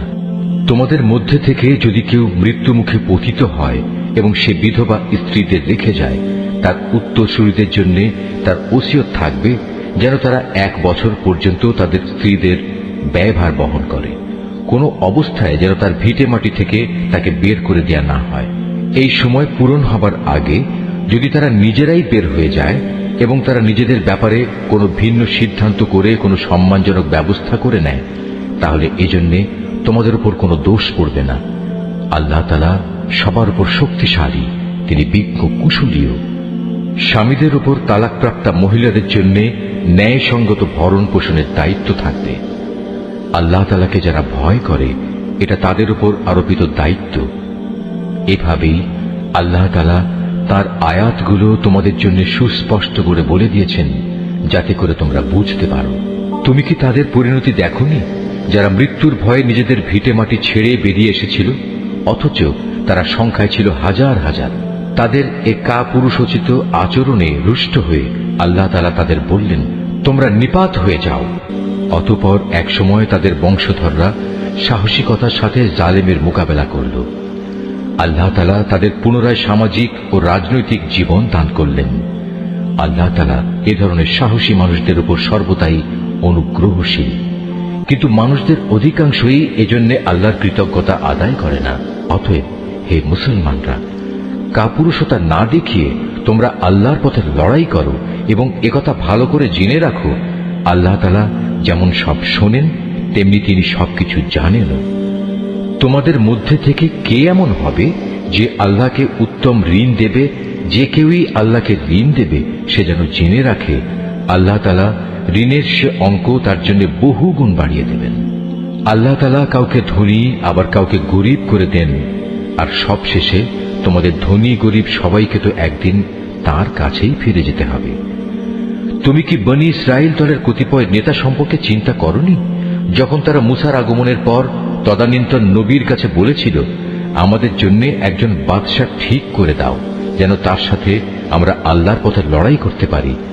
আল্লাহর নবী তাদের বলল, তোমাদের অবস্থা আগের লোকদের মতো এমন হবে না তো যে আল্লাহ তাআলা তোমাদের লড়াইয়ের আদেশ দেবেন এবং তোমরা লড়াই করবে না? তারা বলল, আমরা কেন আল্লাহর পথে লড়ব না?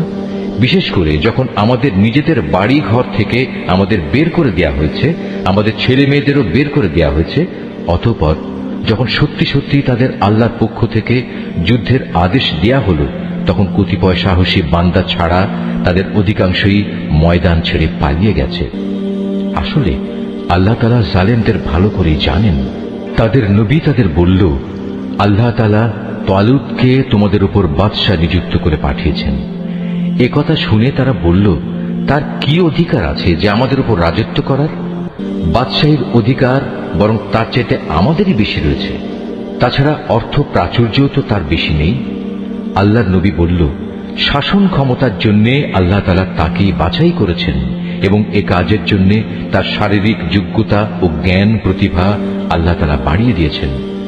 আসলে আল্লাহ তাআলা যাকে চান তাকেই তার রাজ ক্ষমতা দান করে থাকেন। তার ভান্ডার অনেক প্রশস্ত।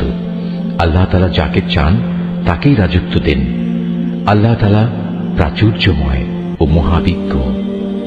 তাদের নবী তাদের আরো বলল, আল্লাহ তাআলা যাকে পাঠাচ্ছেন তার বাদশাহীর অবশ্যই একটা চিহ্ন থাকবে এবং তা হচ্ছে সে তোমাদের সামনে হারানো সিন্দুকটি এনে হাজির করবে। এতে তোমাদের জন্য আল্লাহর পক্ষ থেকে সান্ত্বনা ও প্রশান্তির বিষয় থাকবে। তাছাড়া এ অমূল্য সিন্দুকে মুসা ও হারুনের পরিবার পরিজনের কিছু রেখে যাওয়া জিনিসপত্রও থাকবে। আল্লাহ তাআলার নির্দেশে তার ফেরেশতারা এই সিন্দুক তোমাদের জন্য বহন করে আনবে। যদি তোমরা বিশ্বাস স্থাপন করো তাহলে তোমরা দেখবে এ সব কিছুতে তোমাদের জন্য এক ধরনের নিদর্শন রয়েছে। রাজত্ব পেয়ে তালুত নিজ বাহিনী নিয়ে যখন এগিয়ে গেল, তখন সে তার লোকদের বলল, আল্লাহ তাআলা একটি নদীর পানি দিয়ে তোমাদের পরীক্ষা করবেন। যদি তোমাদের মধ্যে কেউ এর পানি পান করে তাহলে সে আর আমার দলভুক্ত থাকবে না, আর যে ব্যক্তি তা খাবে না সে অবশ্যই আমার দলভুক্ত থাকবে।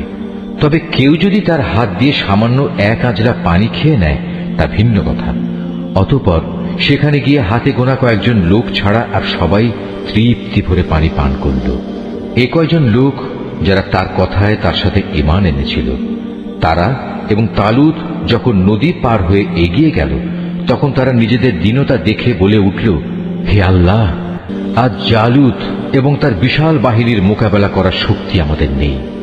এ সময় তাদেরই সাথী বন্ধুরা যারা জানত তাদের আল্লাহর সামনে হাজির হতে হবে, তারা বলল, ইতিহাসে এমন অনেকবারই দেখা গেছে আল্লাহর সাহায্য নিয়ে একটি ক্ষুদ্র দলও বিশাল সেনাবাহিনীর উপর জয়ী হয়েছে। কেননা আল্লাহ তাআলা ধৈর্যশীলদের সাথেই থাকেন।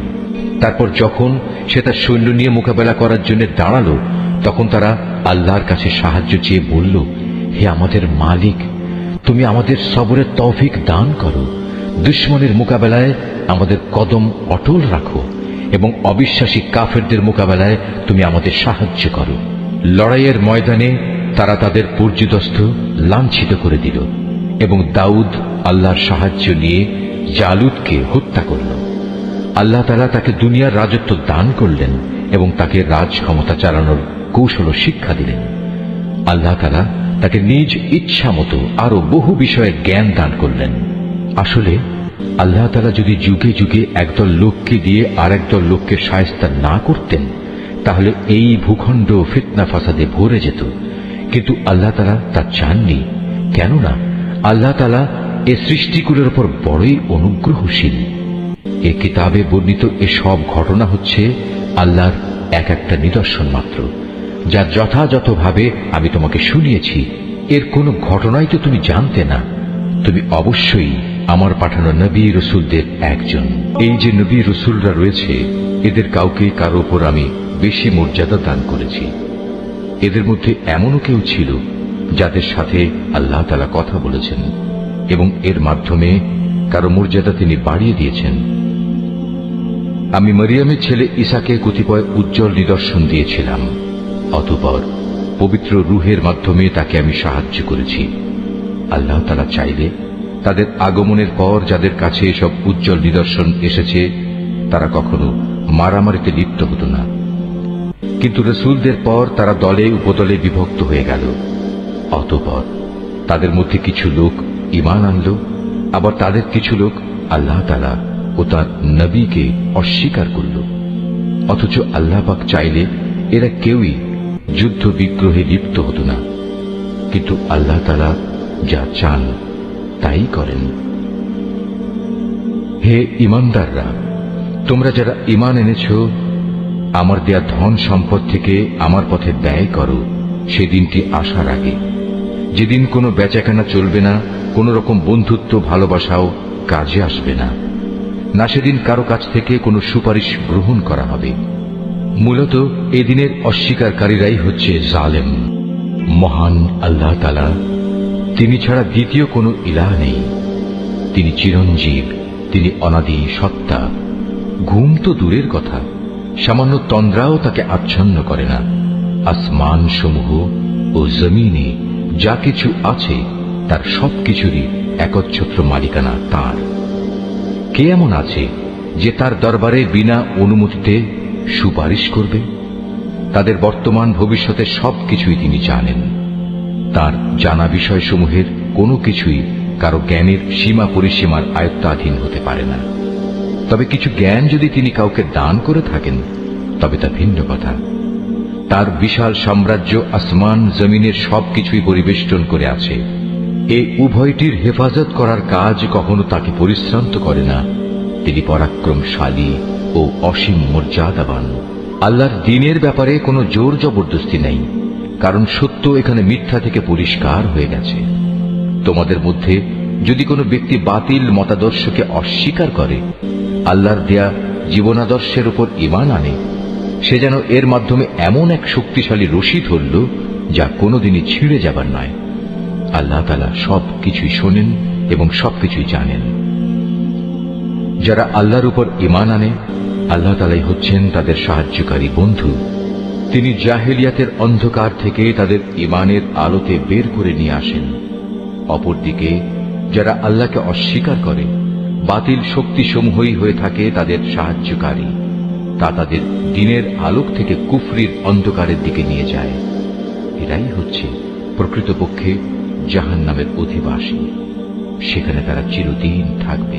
তুমি কি সে ব্যক্তির অবস্থা দেখনি যে ব্যক্তিকে আল্লাহ তাআলা দুনিয়ার রাষ্ট্র ক্ষমতা দেওয়ার পর সেই ইব্রাহিমের সাথে স্বয়ং মালিকের ব্যাপারে বিতর্কে লিপ্ত হল? বিতর্কের এক পর্যায়ে ইব্রাহিম বলল, আমার মালিক তিনি, যিনি সৃষ্টিকুলকে জীবন দান করেন, মৃত্যু দান করেন। সে বলল, জীবন মৃত্যু তো আমিও দিয়ে থাকি। ইব্রাহিম বলল, আমার আল্লাহ তাআলা পূর্ব দিক থেকে প্রতিদিন সূর্যের উদয় ঘটান। একবার তুমি তা পশ্চিম দিক থেকে বের করে দেখাও তো। এতে সত্য অস্বীকারী ব্যক্তিটি হতভম্ব হয়ে গেল। আসলে আল্লাহ তাআলা জালেম জাতিকে কখনো পথের দিশা দেন না। অথবা ঘটনাটি কি সেই ব্যক্তির মতো যে একটি বস্তির পাশ দিয়ে যাবার সময় যখন দেখল তা বিধ্বস্ত হয়ে আপন অস্তিত্বের উপর মুখ থুবড়ে পড়ে আছে, তখন সে ব্যক্তি বলল, এই মৃত জনপদকে কিভাবে আল্লাহ তাআলা আবার পুনরুজ্জীবন দান করবেন? এক পর্যায়ে আল্লাহ তাআলা সত্যি সত্যি তাকে মৃত্যু দান করলেন এবং এভাবেই তাকে 100 বছর ধরে মৃত ফেলে রাখলেন। অতঃপর তাকে পুনরায় জীবিত করলেন। এবার জিজ্ঞেস করলেন, বলতে পারো তুমি কতকাল মৃত অবস্থায় কাটিয়েছ? সে বলল, আমি একদিন কিংবা একদিনের কিছু অংশ মৃত অবস্থায় কাটিয়েছি। আল্লাহ তাআলা বললেন, বরং এমনি অবস্থায় তুমি 100 বছর কাটিয়ে দিয়েছ। তাকিয়ে দেখো তোমার নিজস্ব খাবার ও পানীয়ের দিকে, দেখবে তা বিন্দু মাত্র পচেনি। তোমার গাধাটির দিকেও দেখো, তাও একই অবস্থায় আছে। আমি এসব এজন্যই দেখালাম যেন আমি তোমাকে মানুষদের জন্য পরকালীন জীবনের একটি জীবন্ত প্রমাণ হিসেবে উপস্থাপন করতে পারি। এই মৃত জীবের হাড় পাঁজরগুলোর দিকে তাকিয়ে দেখো, তুমি নিজেই দেখতে পাবে আমি কিভাবে তা একটার সাথে আরেকটা জোড়া লাগিয়ে নতুন জীবন দিয়েছি। অতঃপর কিভাবে তাকে আমি গোশতের পোশাক পরিয়ে দিয়েছি। অতএব এভাবে আল্লাহর দেখানো এ বিষয়টি যখন তার কাছে পরিষ্কার হয়ে গেল, তখন সে বলে উঠল, আমি এটা জানি, অবশ্যই আল্লাহ তাআলা সব কিছুর উপর ক্ষমতাবান। আরো স্মরণ করো যখন ইব্রাহিম বলল, হে মালিক, মৃতকে তুমি কিভাবে পুনরায় জীবিত করো তা আমাকে একটু দেখিয়ে দাও। আল্লাহ তাআলা বললেন, কেন, না দেখে কি তুমি বিশ্বাস করো না? ইব্রাহিম বলল, হ্যাঁ প্রভু, আমি বিশ্বাস করি। কিন্তু এর দ্বারা আমার মন একটু সান্ত্বনা পাবে, এই যা। আল্লাহ তাআলা বললেন, তুমি বরং এক কাজ করো, 4টি পাখি ধরে আনো, অতঃপর আস্তে আস্তে এই পাখিগুলোকে তোমার কাছে পোষ মানিয়ে নাও, যাতে ওদের নাম তোমার কাছে পরিচিত হয়ে যায়। তারপর তাদের শরীর কেটে কয়েক টুকরা ভাগ করো, তাদের কাটা এক একটি টুকরো এক একটি পাহাড়ের উপর রেখে এসো। অতঃপর ওদের সবার নাম ধরে তুমি ডাকো, দেখবে জীবন্ত পাখিতে পরিণত হয়ে ওরা তোমার কাছে দৌড়ে আসবে। তুমি জেনে রাখো, আল্লাহ তাআলা মহা শক্তিশালী, বিজ্ঞ, কুশলী। যারা নিজেদের ধন সম্পদ আল্লাহ তাআলার পথে খরচ করে, তাদের উদাহরণ হচ্ছে একটি বীজের মতো, যে বীজটি বপন করার পর তা থেকে একে একে 7টি শীষ বেরুল, আবার এর প্রতিটি শীষে রয়েছে 100 শস্য দানা। আসলে আল্লাহ তাআলা যাকে চান তাকে বহু গুণ বৃদ্ধি করে দেন। আল্লাহ তাআলা অনেক প্রশস্ত, অনেক বিজ্ঞ। যারা আল্লাহ তাআলার পথে নিজেদের ধন সম্পদ ব্যয় করে এবং ব্যয় করে তা প্রচার করে বেড়ায় না, খোঁটা দেয় না এবং কষ্টও দেয় না, এজন্য তাদের মালিকদের কাছে তাদের জন্য পুরস্কার সংরক্ষিত রয়েছে। শেষ বিচারের দিন এদের কোনো ভয় নেই, তাদের সেদিন দুশ্চিন্তাগ্রস্তও হতে হবে না। একটুখানি সুন্দর কথা বলা এবং উদারতা দেখিয়ে ক্ষমা করে দেয়া সেই দানের চাইতে অনেক ভালো। যে দানের পরিণামে কষ্টই আসে, আল্লাহ তাআলা কারোরই মুখাপেক্ষী নন, তিনি পরম ধৈর্যশীল বটে। হে ঈমানদার বান্দারা, তোমরা উপকারের খোঁটা দিয়ে এবং অনুগৃহীত ব্যক্তিকে কষ্ট দিয়ে তোমাদের দান সদকা বরবাদ করে দিও না, ঠিক সেই হতভাগ্য ব্যক্তির মতো যে শুধু লোক দেখানোর উদ্দেশ্যে দান করে। সে আল্লাহ তাআলা ও পরকালের উপর বিশ্বাস করে না। তার দানের উদাহরণ হচ্ছে যেন একটি মসৃণ শিলাখণ্ডের উপর কিছু মাটির আবরণ পড়ল, সেখানে মুষলধারে বৃষ্টিপাত হল, অতঃপর তা পাথরটিকে শক্ত করিয়ে রেখে গেল। দান খয়রাত করে তারা যা কিছু অর্জন করল, তা দিয়ে তারা কিছুই করতে পারল না। আর যারা আল্লাহকে বিশ্বাস করে না, আল্লাহ তাআলা তাদের কখনো সঠিক পথ দেখান না। অপরদিকে যারা আল্লাহ তাআলার সন্তুষ্টির জন্য এবং নিজেদের মানসিক অবস্থা আল্লাহর পথে সুদৃঢ় রাখার জন্য নিজেদের ধন সম্পদ ব্যয় করে, তাদের উদাহরণ হচ্ছে যেন তা কোনো উঁচু পাহাড়ের উপত্যকায় একটি সুসজ্জিত ফসলের বাগান। যদি সেখানে প্রবল বৃষ্টিপাত হয়, তাহলে ফসলের পরিমাণ দ্বিগুণ হয়, আর প্রবল বৃষ্টিপাত না হলেও বৃষ্টির শিশির বিন্দুগুলোই ফসলের জন্য যথেষ্ট হয়। আল্লাহ তাআলা ভালো করে পর্যবেক্ষণ করেন তোমরা কে কি কাজ করো। তোমাদের কেউ কি চাইবে যে তার কাছে ফলে ফুলে সুশোভিত একটি বাগান থাকুক, যাতে খেজুর ও আঙুর সহ বিভিন্ন ধরনের ফলমূল থাকবে, তার তলদেশ দিয়ে আবার প্রবহমান থাকবে কতিপয় ঝর্ণাধারা, আর এর ফল ভোগ করার আগেই বাগানের মালিক বয়সের ভারে নুয়ে পড়বে এবং তার কিছু দুর্বল সন্তান থাকবে। এই অবস্থায় হঠাৎ করে এক আগুনে বাতাস এসে তার সব স্বপ্ন জ্বালিয়ে দিয়ে যাবে। এভাবেই আল্লাহ তাআলা তার নিদর্শনগুলো তোমাদের কাছে সুস্পষ্টভাবে বর্ণনা করেন, যাতে তোমরা আল্লাহ তাআলার এসব কথার উপর চিন্তা গবেষণা করতে পারো। হে ঈমানদার লোকেরা, তোমরা নিজেরা যা অর্জন করেছ সে পবিত্র সম্পদ এবং যা আমি জমিনের ভেতর থেকে তোমাদের জন্য বের করে এনেছি, তার থেকে একটি উৎকৃষ্ট অংশ আল্লাহর পথে ব্যয় করো। আল্লাহর জন্য এমন নিকৃষ্টতম জিনিসগুলো বেছে রেখে তার থেকে ব্যয় করো না, যা অন্যরা তোমাদের দিলে তোমরা তা গ্রহণ করবে না। অবশ্য যা কিছু তোমরা অনিচ্ছাকৃতভাবে গ্রহণ করো তা আলাদা। তোমরা জেনে রেখো, আল্লাহ তাআলা তোমাদের দানের মুখাপেক্ষী নন, সব প্রশংসার মালিক তো তিনি। শয়তান সব সময় তোমাদের অভাব অনটনের ভয় দেখাবে এবং সে নানাবিধ অশ্লীল কর্মকাণ্ডের আদেশ দেবে।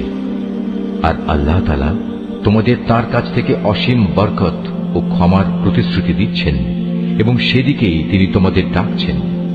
আল্লাহ তাআলা প্রাচুর্যময় ও সম্যক অবগত। আল্লাহ তাআলা যাকে চান তাকে একান্তভাবে তার পক্ষ থেকে বিশেষ জ্ঞান দান করেন, আর যে ব্যক্তিকে আল্লাহ তাআলার সেই বিশেষ জ্ঞান দেওয়া হল, সে যেন মনে করে তাকে প্রচুর কল্যাণ দান করা হয়েছে। আর প্রজ্ঞা সম্পন্ন ব্যক্তি ছাড়া আল্লাহর এসব কথা থেকে অন্য কেউ কোনো শিক্ষায় গ্রহণ করতে পারে না। তোমরা যা কিছু খরচ করো আর যা কিছু খরচ করার জন্য মানত করো, আল্লাহ তাআলা অবশ্যই তা ভালো করেই জানেন। জালেমদের আসলে কোনো সাহায্যকারী নেই। আল্লাহ তাআলা সন্তুষ্টির জন্য তোমরা যা কিছু দান করো তা যদি প্রকাশ্যভাবে মানুষদের সামনে করো তা ভালো কথা, তাতে কোনো দোষ নেই। তবে যদি তোমরা তা মানুষদের কাছে গোপন রাখো এবং চুপে চুপে অসহায়দের দিয়ে দাও, তা হবে তোমাদের জন্য উত্তম। এ দানের কারণে আল্লাহ তাআলা তোমাদের বহুবিধ গুনাহ খাতা মুছে দেবেন। আর তোমরা যাই করো না কেন, আল্লাহ তাআলা সবকিছু সম্পর্কে ওয়াকিবহাল রয়েছেন। যারা তোমার কথা শোনে না, তাদের হেদায়েতের দায়িত্ব তোমার উপর নয়, তবে আল্লাহ তাআলা যাকে চান তাকে সঠিক পথ দেখান। তোমরা যা দান সদকা করো এটা তোমাদের জন্য কল্যাণকর, কারণ তোমরা তো এজন্যই খরচ করো যেন আল্লাহর সন্তুষ্টি অর্জন করতে পারো। তোমরা আজ যা কিছু দান করবে, আগামীকাল তার পুরোপুরি পুরস্কার তোমাদের আদায় করে দেয়া হবে। সেদিন তোমাদের উপর কোন রকম জুলুম করা হবে না। দান সদকা তো তোমাদের মাঝে এমন কিছু গরিব মানুষের জন্য যারা আল্লাহর পথে এমন ভাবে ব্যাপৃত, যারা নিজেদের জন্য জমিনের বুকে চেষ্টা সাধনা করতে পারে না। আত্মসম্মান বোধের কারণে কিছু চায় না বলে অজ্ঞ মূর্খ লোকেরা এদের মনে করে এরা বুঝি সচ্ছল, কিন্তু তুমি এদের বাহ্যিক চেহারা দেখেই এদের সঠিক অবস্থা বুঝে নিতে পারো। এরা মানুষদের কাছ থেকে কাকুতি মিনতি করে ভিক্ষা করতে পারে না। তোমরা যা কিছুই খরচ করবে, আল্লাহ তাআলা তার যথার্থ বিনিময় দেবেন, কারণ তিনি সবকিছুই দেখেন। যারা দিনরাত প্রকাশ্যে ও সঙ্গোপনে নিজেদের মাল সম্পদ ব্যয় করে, তাদের মালিকের দরবারে তাদের এ দানের প্রতিফল সুরক্ষিত রয়েছে। তাদের উপর কোন রকম ভয়ভীতি থাকবে না, তারা চিন্তিতও হবে না। যারা সুদ খায় তারা মাথা উঁচু করে দাঁড়াতে পারবে না, দাঁড়ালেও তার দাঁড়ানো হবে সে ব্যক্তির মতো যাকে শয়তান নিজস্ব পরশ দিয়ে দুনিয়ার লোভ লালসায় মোহাচ্ছন্ন করে রেখেছে। এটা এই কারণে যেহেতু এরা বলে ব্যবসা বাণিজ্য তো সুদের মতোই একটা কারবারের নাম, অথচ আল্লাহ তাআলা ব্যবসা হালাল করেছেন এবং সুদকে হারাম করেছেন। তাই তোমাদের যার যার কাছে তার মালিকের পক্ষ থেকে সুদ সংক্রান্ত এই উপদেশ পৌঁছেছে, সে অতঃপর সুদের কারবার থেকে বিরত থাকবে।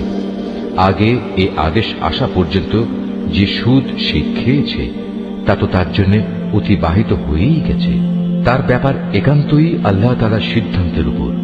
কিন্তু এরপর যে ব্যক্তি আবার সুদী কারবারে ফিরে আসবে, তারা অবশ্যই জাহান্নামের অধিবাসী হবে, সেখানে তারা চিরদিন থাকবে। আল্লাহ তাআলা সুদ নিশ্চিহ্ন করেন, অপরদিকে দান সৎকার পবিত্র কাজকে তিনি উত্তরোত্তর বৃদ্ধি করেন। আল্লাহ তাআলা তার নিয়ামতের প্রতি অকৃতজ্ঞ পাপিষ্ঠ ব্যক্তিদের কখনো পছন্দ করেন না।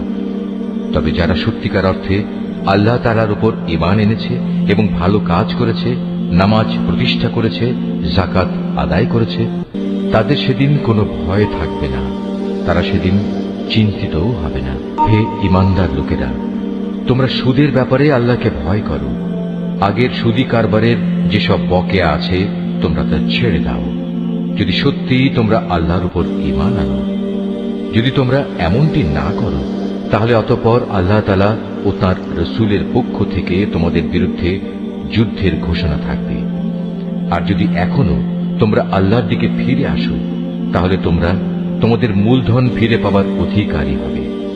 সুদী কারবার দ্বারা অন্যের উপর জুলুম করো না, তোমাদের উপরও অতঃপর সুদের জুলুম করা হবে না। সে ঋণ গ্রহীতা ব্যক্তি কখনো যদি অভাবগ্রস্ত হয়ে পড়ে, তাহলে তার উপর চাপ দিও না, বরং তার সচ্ছলতা ফিরে আসা পর্যন্ত তাকে অবকাশ দাও। আর যদি তা মাফ করে দাও, তাহলে তা হবে তোমাদের জন্য অতি উত্তম কাজ। যদি তোমরা ভালোভাবে জানো, তাহলে তাই করো। সেদিনটিকে ভয় করো যেদিন তোমাদের সবাইকে আল্লাহর দিকে ফিরিয়ে নেওয়া হবে। সেদিন প্রত্যেক মানব সন্তানকে জীবনভর কামাই করা পাপ পুণ্যের পুরোপুরি ফলাফল দিয়ে দেয়া হবে। কারো উপর সেদিন কোনো ধরনের জুলুম করা হবে না। হে ঈমানদার বান্দারা, তোমরা যখন পরস্পরের সাথে নির্দিষ্ট একটি সময়ের জন্য ঋণের চুক্তি করো, তখন তা লিখে রাখো। তোমাদের মধ্যকার যে কোনো একজন লেখক সুবিচারের ভিত্তিতে এই চুক্তিনামা লিখে দেবে। যাকে আল্লাহ তাআলা লেখা শিখিয়েছেন সে যেন কখনো লিখতে অস্বীকৃতি না জানায়। লেখার সময় ঋণ গ্রহীতা লেখককে বলে দেবে কি কি শর্ত সেখানে লিখতে হবে। এ পর্যায়ে লেখককে অবশ্যই তার মালিক আল্লাহ তাআলাকে ভয় করা উচিত। চুক্তিনামা লেখার সময় লক্ষ্য রাখতে হবে তার কিছু যেন বাদ না পড়ে। যদি সে ঋণ গ্রহীতা অজ্ঞ, মূর্খ এবং সব দিক থেকে দুর্বল হয়, অথবা চুক্তিনামার কথাবার্তা বলে দেওয়ার ক্ষমতাই তার না থাকে, তাহলে তার পক্ষ থেকে তার কোনো অভিভাবক ন্যায়ানুগ পন্থায় বলে দেবে কি কি কথা লিখতে হবে। তদুপরি তোমাদের মধ্যে থেকে দুইজন পুরুষকে এ চুক্তিপত্রে সাক্ষী বানিয়ে নিও। যদি দুইজন পুরুষ একত্রে পাওয়া না যায় তাহলে একজন পুরুষ এবং দুজন মহিলা সাক্ষী হবে, যাতে করে তাদের একজন ভুলে গেলে দ্বিতীয়জন তাকে স্মরণ করিয়ে দিতে পারে। এমন সব লোকদের মধ্যে থেকে সাক্ষী নিতে হবে যাদের উভয় পক্ষ পছন্দ করবে। সাক্ষীদের যখন সাক্ষী প্রদানের জন্য ডাকা হবে তখন তারা তা অস্বীকার করবে না। লেনদেনের সময় পরিমাণ ছোট হোক কিংবা বড় হোক, দিনক্ষণ সহ তা লিখে রাখার ব্যাপারে অবহেলা করো না। এটা আল্লাহর কাছে ন্যায্যতর ও সাক্ষ্য দানের ক্ষেত্রে অধিক মজবুত ভিত্তির উপর প্রতিষ্ঠিত, এবং পরবর্তীকালে যাতে তোমরা সন্দিগ্ধ না হও তার সমাধানের জন্যও এটা নিকটতর পন্থা। যা কিছু তোমরা নগদ হাতে হাতে আদান প্রদান করো তা সব সময় না লিখলেও তোমাদের কোনো ক্ষতি নেই, তবে ব্যবসায়িক লেনদেনের সময় অবশ্যই সাক্ষী রাখবে। দলিলের লেখক ও চুক্তিনামার সাক্ষীদের কখনো তাদের মত বদলানোর জন্য কষ্ট দেয়া যাবে না। তারপরেও তোমরা যদি তাদের এ ধরনের যাতনা প্রদান করো তাহলে জেনে রেখো তা হবে তোমাদের জন্য একটি মারাত্মক গুনাহ। এ ব্যাপারে আল্লাহ তাআলা তোমাদের সব কিছুই শিখিয়ে দিচ্ছেন, কেননা আল্লাহ তাআলা সব কিছুই জানেন। যদি তোমরা কখনো সফরে থাকো এবং এ কারণে ঋণের চুক্তি লেখার মতো কোনো লেখক না পাও, তাহলে চুক্তি লেখার বদলে কোনো জিনিস বন্ধক রেখে দাও। যখন তোমাদের কোনো ব্যক্তি অপর ব্যক্তিকে কোনো বন্ধকি জিনিসের ব্যাপারে বিশ্বাস করে, এমতাবস্থায় যে ব্যক্তিকে বিশ্বাস করা হয়েছে তার উচিত সেই আমানত যথাযথ ফেরত দেয়া এবং আমানতের ব্যাপারে আল্লাহ তাআলাকে ভয় করা, যিনি তার মালিক। তোমরা কখনো সাক্ষ্য গোপন করো না। যে ব্যক্তি তা গোপন করে সে অবশ্যই অন্তরের দিক থেকে পাপিষ্ঠ সাব্যস্ত হয়। বস্তুত আল্লাহ তাআলা তোমাদের যাবতীয় কাজকর্মের ব্যাপারে সম্যক অবগত রয়েছেন। আসমান জমিনে যা কিছু আছে তা সবই আল্লাহ তাআলার জন্য। তোমরা তোমাদের মনের ভেতরে যা কিছু আছে তা যদি প্রকাশ করো কিংবা তা গোপন করো, আল্লাহ তাআলা একদিন তোমাদের কাছ থেকে এর পুরোপুরি হিসাব গ্রহণ করবেন। এরপর তিনি যাকে ইচ্ছা তাকে মাফ করে দেবেন, আবার যাকে ইচ্ছা তাকে তিনি শাস্তি দেবেন। আল্লাহ তাআলা সব কিছুর উপর ক্ষমতাবান। আল্লাহর রসূল সে বিষয়ের উপর ঈমান এনেছে যা তার উপর তার মালিকের পক্ষ থেকে নাযিল করা হয়েছে, আর যারা সে রসূলের উপর বিশ্বাস স্থাপন করেছে তারাও সে একই বিষয়ের উপর ঈমান এনেছে। এরা সবাই ঈমান এনেছে আল্লাহর উপর, তার ফেরেশতাদের উপর, তার কিতাব সমূহের উপর, তার রসূলদের উপর। তারা বলে, আমরা তার পাঠানো নবী রসূলদের কারো মাঝে কোন রকম পার্থক্য করি না। আর তারা বলে, আমরা তো আল্লাহর নির্দেশ শুনেছি এবং তা মেনেও নিয়েছি। হে আমাদের মালিক, আমরা তোমার ক্ষমা চাই এবং আমরা জানি আমাদের একদিন তোমার কাছেই ফিরে যেতে হবে। আল্লাহ তাআলা কখনো কাউকে তার শক্তি সামর্থ্যের বাইরে কোনো কাজের দায়িত্ব চাপিয়ে দেন না। সে ব্যক্তির জন্য ততটুকু বিনিময় রয়েছে যতটুকু সে এ দুনিয়ায় সম্পন্ন করবে, আবার সে যতটুকু মন্দ দুনিয়ায় অর্জন করেছে তার উপর তার ততটুকু শাস্তি পতিত হবে। অতএব হে মোমেন ব্যক্তিরা, তোমরা এই বলে দোয়া করো, হে আমাদের মালিক, যদি আমরা কিছু ভুলে যাই, কোথাও যদি আমরা কোনো ভুল করে বসি, তার জন্য তুমি আমাদের পাকড়াও করো না। হে আমাদের মালিক, আমাদের পূর্ববর্তী জাতিদের উপর যে ধরনের বোঝা তুমি চাপিয়েছিলে তা আমাদের উপর চাপিও না। হে আমাদের মালিক, যে বোঝা বইবার সামর্থ্য আমাদের নেই তা তুমি আমাদের উপর চাপিয়ে দিও না। তুমি আমাদের উপর মেহেরবানি করো, তুমি আমাদের মাফ করে দাও। আমাদের উপর তুমি দয়া করো। তুমি আমাদের একমাত্র আশ্রয়দাতা বন্ধু, অতএব কাফেরদের মোকাবেলায় তুমি আমাদের সাহায্য করো।